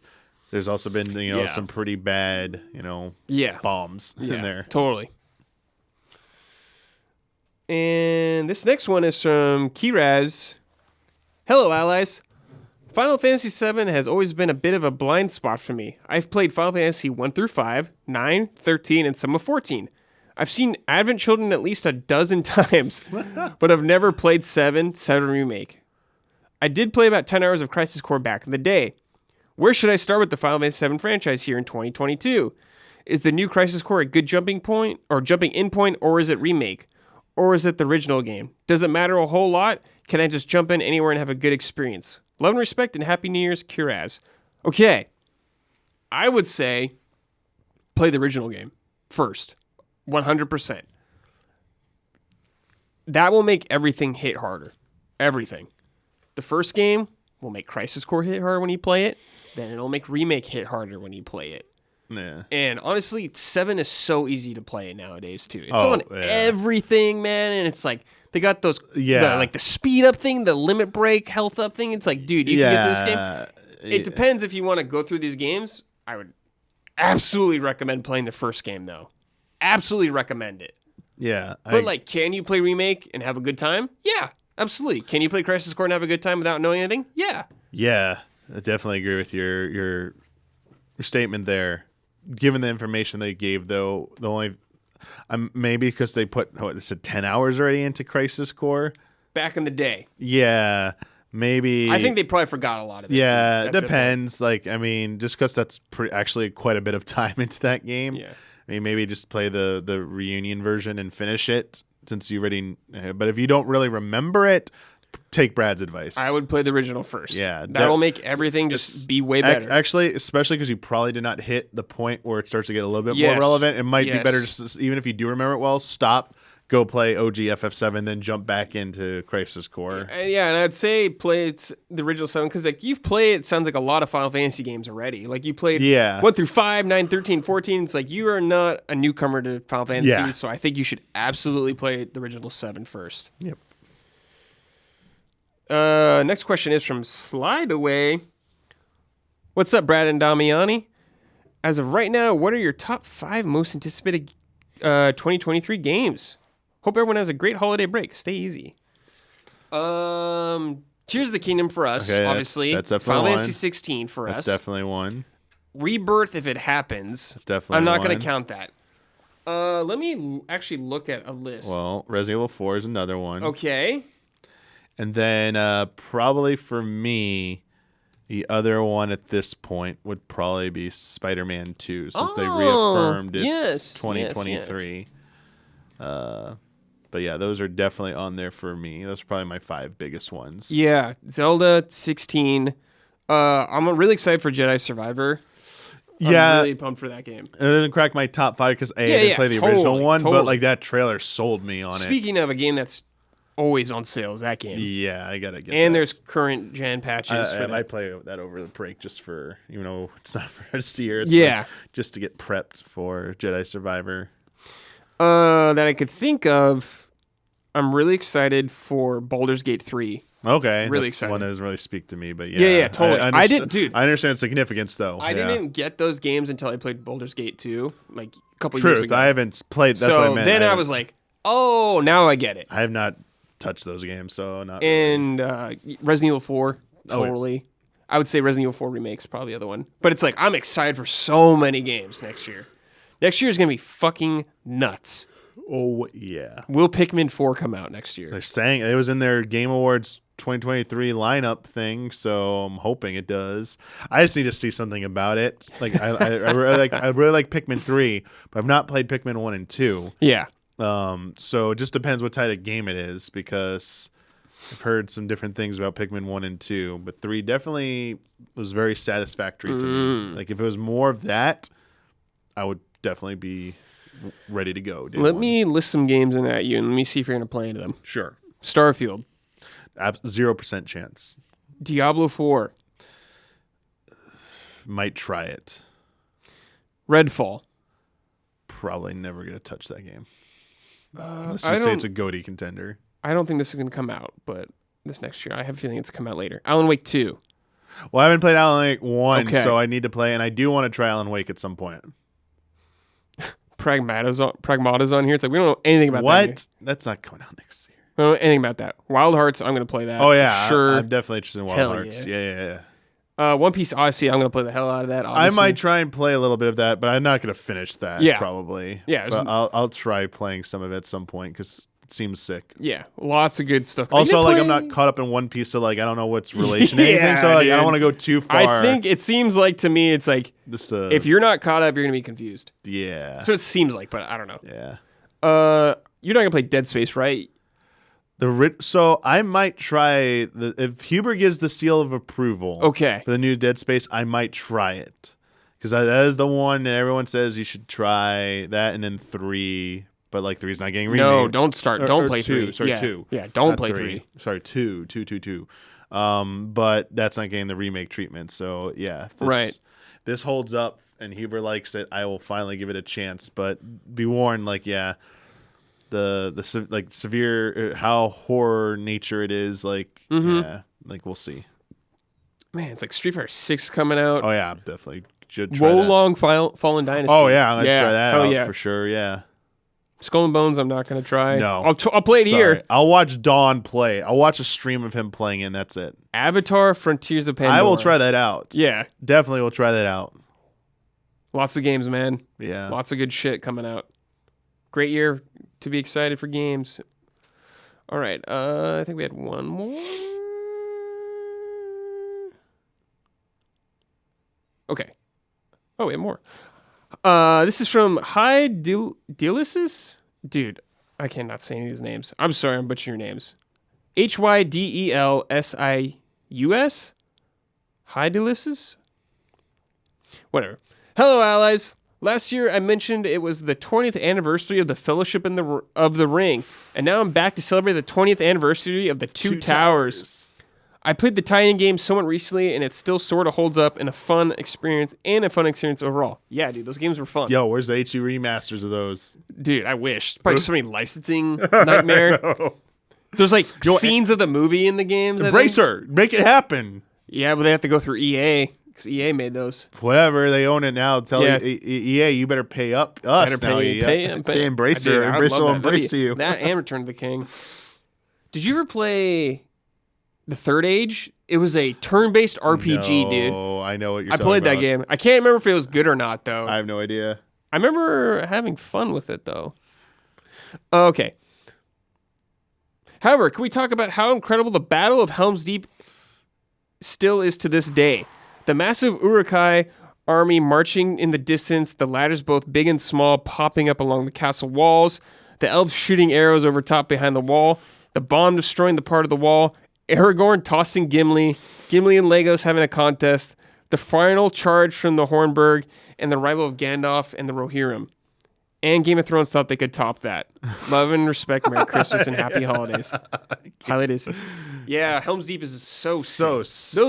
That trilogy, holds up still super well, and it's very nice. It was like a thing like you just didn't see scale scale of a battle done in like that level of detail. Yeah, it was so sick. I mean, now it's like, you know, effects and technology can make that a little bit more realistic, but like also like the stakes, because you just see like stakes. You know, people fleeing, they think it's a safeguard, but it's like they have nowhere to go, man. Yeah, it's like trapped. You are, I mean, I guess there's like a pass to the mountains, they send the women and children, but like they're even like not even sure if they'll be able to get there. How treacherous. It's like you are putting your backs against the wall and making a stand here, but like the whole time you're told like, oh, there's a weakness, someone knows about it, and you're like, dude, what's this? Yeah, is this weakness really going to help? They have so many people, but then you're told it's impregnable, and it's like, wait a second, look at the size of this Uruk-hai army. You're telling me they're not going to get through this? Like, come on. And then they're not. And but it's like then like the elves show up. Like when the elves show up, it's like, dude, they're totally going to win now and stuff. And it's like, it gives you that. It does a really good job of giving you a really big sense of dread, like hopelessness, but like just brief sparks of hope, just brief. Like the elves is like a brief thing, and it's like these heroes, as powerful as they are, it's like, can they really beat this many? Can they overcome? Can they survive? Yes. Yeah. And it's like they're playing vampires. Yeah, I was like, oh, they're gonna charge out. I'm like, okay, who's like at least one more person's dying here. And it's like, are they gonna get captured? And it's like it doesn't make a great job. It does a good job of making you forget. Oh yeah, Gandalf. He said, "Look to me," like when he remembers, it's not cheesy. It's like, oh God, everything was so chaotic. I did not remember that. He probably didn't remember this shit either. It's perfect. And it's like them writing down. It's like, right out with me. It's like, let's go. Yeah, it's so good. Let's go. Yeah, watch those movies. I heard it's like almost like a Christmas thing for a lot of people, which is like weird to me because they're not Christmas movies at all. But yeah, I know. I understand the binge mentality on the holidays. I get a lot of people got because a lot of people got the extended cuts for Christmas. It would be the movie came out, DVD would come out next like summer, and then fall would be the extended cut. And I remember they came with those nice like packages, like encyclopedias. Yeah, so those 3 Christmases in a row after each one came out, like that was my one gift I wanted. Knew I could always recognize the package. Dude. Immediately open it, didn't care about any other gift. Magical time. After we're done, upstairs, full watch through. Dude, let's go. Magical time. When you knew that next year a new movie would come out, you're like, oh, that's why I was like, damn, after the third, I'm like, no, there's not another one. Shit. Dude. Damn, dude. Love it. This is from Daryl Rodriguez. You know what would be nice? If you could play a game on Steam, link your Xbox and or PlayStation account, and get achievements and trophies at the same exact time for both platforms. That way you could get the platinum 100% for all 3 platforms, including Steam, at the same time. Is this too much to ask? Yeah, it probably is. I'd pay for this though. I really would. Yeah, I don't think that's ever gonna happen. Yeah, it's like, who do you pay though? Who gets like when you say pay, it's like they have to all agree to share that stuff, and it's like they want their the way they do their interface for like PlayStation, how they do it for trophies, how Xbox is for achievements, like they want you to have those experiences on their platforms. Yeah, they want you to play on their platform. Yeah, the thing I could see is how Xbox does it, of like they have their app or whatever, and if you play it on there, you get achievements through there on your PC, and like maybe PlayStation in the future will have a PC app. I don't know about like. Or maybe if the Steam would connect maybe with one of each of those, but not all 3 together. I guess I could see Steam linking with Xbox, and I could see Steam linking with PlayStation, but not PlayStation, Microsoft linking together. Certainly not now either. They're kind of having a little fight right now. Yeah. All right, this is from Starving. Oh, this is our last email. This is from Starving Artist. Konami-related question. Oh, boy. I like when people like put in quotations or brackets and let me know what the subject is. Warning. Hey, allies. In the very unlikely scenario of Konami being dissolved, what developers would you like to see create new installments for the following franchises? Castlevania, Metal Gear, Silent Hill, Suikoden, Zone of the Enders. Feel free to add more. To make it more difficult, let's say 1 franchise per developer. Cheers and happy holidays. All right. Well, first one, I probably will agree with who you're going to say for Castlevania. Yeah, I've said this like for 5 years. Yeah, just make it happen. Yeah, From Software. Yeah, no, what if it was 2D Castlevania? Who would you? 2D? Yeah. I wanted Yacht Club Games. I think would do a cool one. Okay. Who else would do a really sick one? I'm trying to think. I mean, I know who I want, but it'd take 10 years to come out, probably. Okay. Vanillaware? What? I mean, Vanillaware would be sick artistically and probably gameplay-wise, but if I want like a Metroidvania-style Castlevania, I was going to say Team Cherry. Oh. After you finish Silk Song, it's like, you want to wait 10 years? You could probably get that's a good pick too, Damiani. I like that. Yeah, that might be like the most like comprehensive version. The Yacht Club's right up there too. Yeah, I like that. That's a cool pick, Damiani.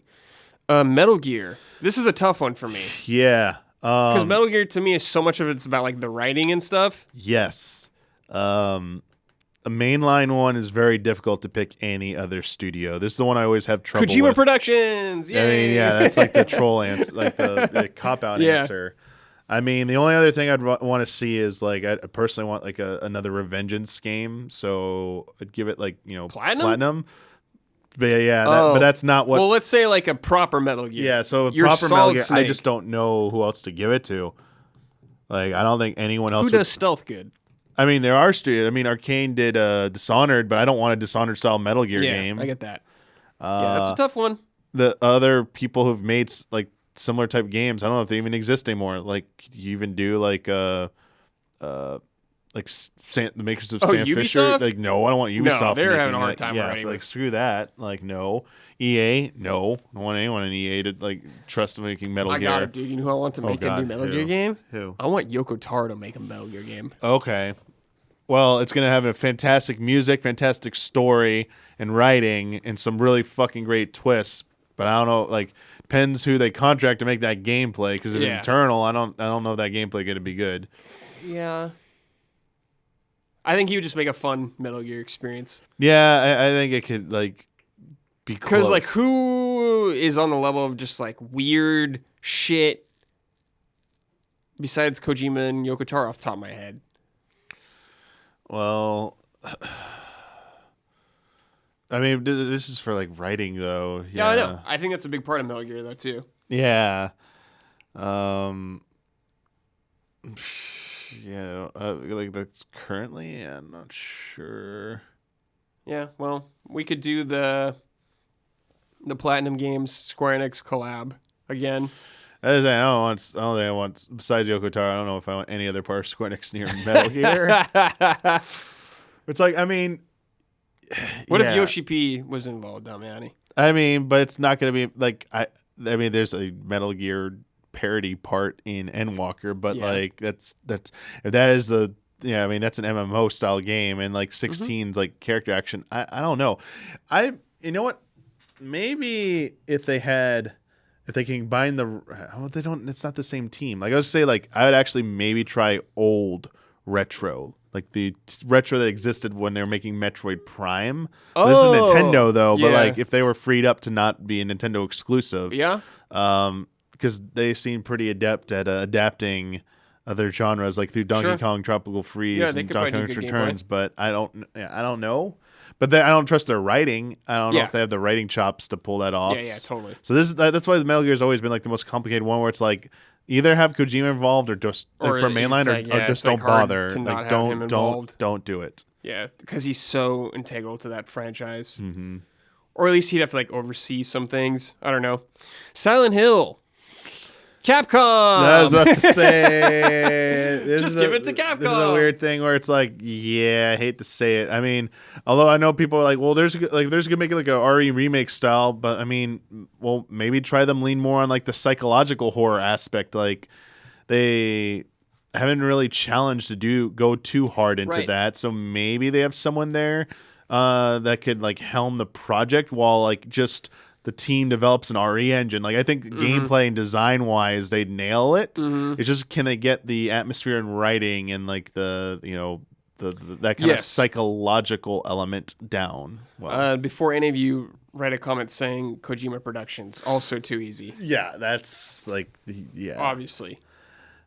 I mean, who else? Like there've been some games that have tried to take this approach, but I don't know how much success they've had.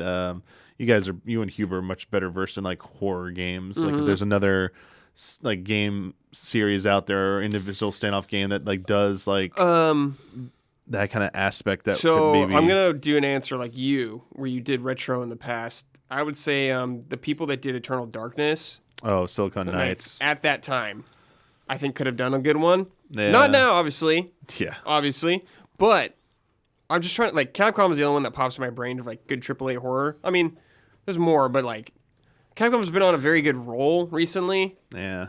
Like I don't know if they even like what the status of the Fatal Frame team is. Like, and if even that would even be the right style games, either. So I don't know. I don't even know if they're the right style either. And but then there's like I'm confident like Capcom is so good at survival horror, they could definitely do a different approach to it. I feel like. And I mean, Sony still has. They got rolled into a Sobo at this point. I think the Team Siren, who went on to make Gravity Rush, but now they're got rolled in or whatever. Yeah, great point. I mean, if you're going retro, like maybe Team Siren teamed up with like Capcom, like I'm trying to think for Sony exclusive version. That team's like a lot of those guys are doing Slitterhead. Oh yeah. I'm trying to remember what their team is named, but whatever. Suikoden. I haven't really played these games, so I don't have a lot of familiarity with them. Who modern developer? I mean, give it to Square Enix's 2D HD team. The one's making Octopath Traveler and Triangle. Like that. Triangle, like the Team Asano, I guess. Because they did Triangle Strategy, and I'm talking about 3D pixel games. There's Live Alive, Triangle Strategy, and Octopath 2 coming out with like a year within each other, or less. That business division with Team Asano, I think, would be a good fit for them for modern. Who's doing the Dragon Quest? Dragon Quest? Is it? Team? So yeah. I guess because they just have that engine, and everyone just uses it probably or whatever it is. I don't know what engine it is or whatever technical term for it is. Zone of the Enders also can't say Kojima Productions. Zone of the Enders. Who makes sick mech games? Well, I mean, we can't say From Software again. Yeah, you can't say From Software again. Oh, maybe Platinum? Maybe? This is one where I would say if we don't, if we have like good Platinum, if we have good Platinum for not this, on Switch. I think this actually, but and I think they're writing for this. They could like hit it because it has it's still a Kojima. Yeah. I don't think it's as crazy of any of his other ones. It's pretty, much more tame. Yeah, in the grand scheme of things. So I think this is the most one that I would probably pick Platinum because like that type of arcadey, fast-paced mech action is. Yes. It's not about depth. It's not about customizing parts. It's about fast-paced battles and like dueling someone. Yeah. I wonder if like Itsuno at Capcom could do sick Zone of Enders game. Maybe. I wonder, or just whoever like those. Capcom had a lot of sick like battle people. Yeah. Like the guy I'm working on 16 now and stuff like that. All those DMC people, probably awesome. Oh, whoever made the Ex Machina whatever game for Switch, maybe I never played that. Yeah, maybe them, but I'd probably still personally prefer Platinum. Yeah. Cool. That's going to do it, everybody. This was the final episode of 2022. We're going to be moving into 2023. Yeah. The big boys are coming out to play. Let's go. First game will be Forspoken, probably. The big one, I think, off the top of my head. Yeah, I'm secretly hoping for RE4 demo Shao drop January 1st. The game comes out in March, right? January 1st. Let's go. I don't think we'll get anything till February. New Year's RE4. That'd be sick. I don't think anything till February. We will get a demo, though, and it'll be weirdly timed again. Yep. You can play 1 hour, 30 minutes. You have an hour window. You can play for 10 minutes. Yeah. Oh, it's like, all right, cool. No. I'll complain, but I'll play it. Oh, I'm gonna make multiple accounts again. Yes, you will. Damiani, do you have any final thoughts? Yeah, bring on 2023. Bring on all these good games coming out, and still playing good games from this year. Yeah. To play over your break if you are celebrating right now and have some time off. It's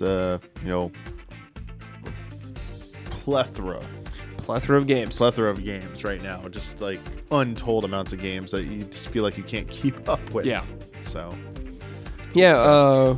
Hope you all have a good if you have a good break or whatever, you get some time to relax. Hopefully, spend time with some loved ones or friends, or just play some great games. I hope you find some peace and happiness this holiday season. Yep. And that's it. We will see you next year. Take care, everybody. Goodbye.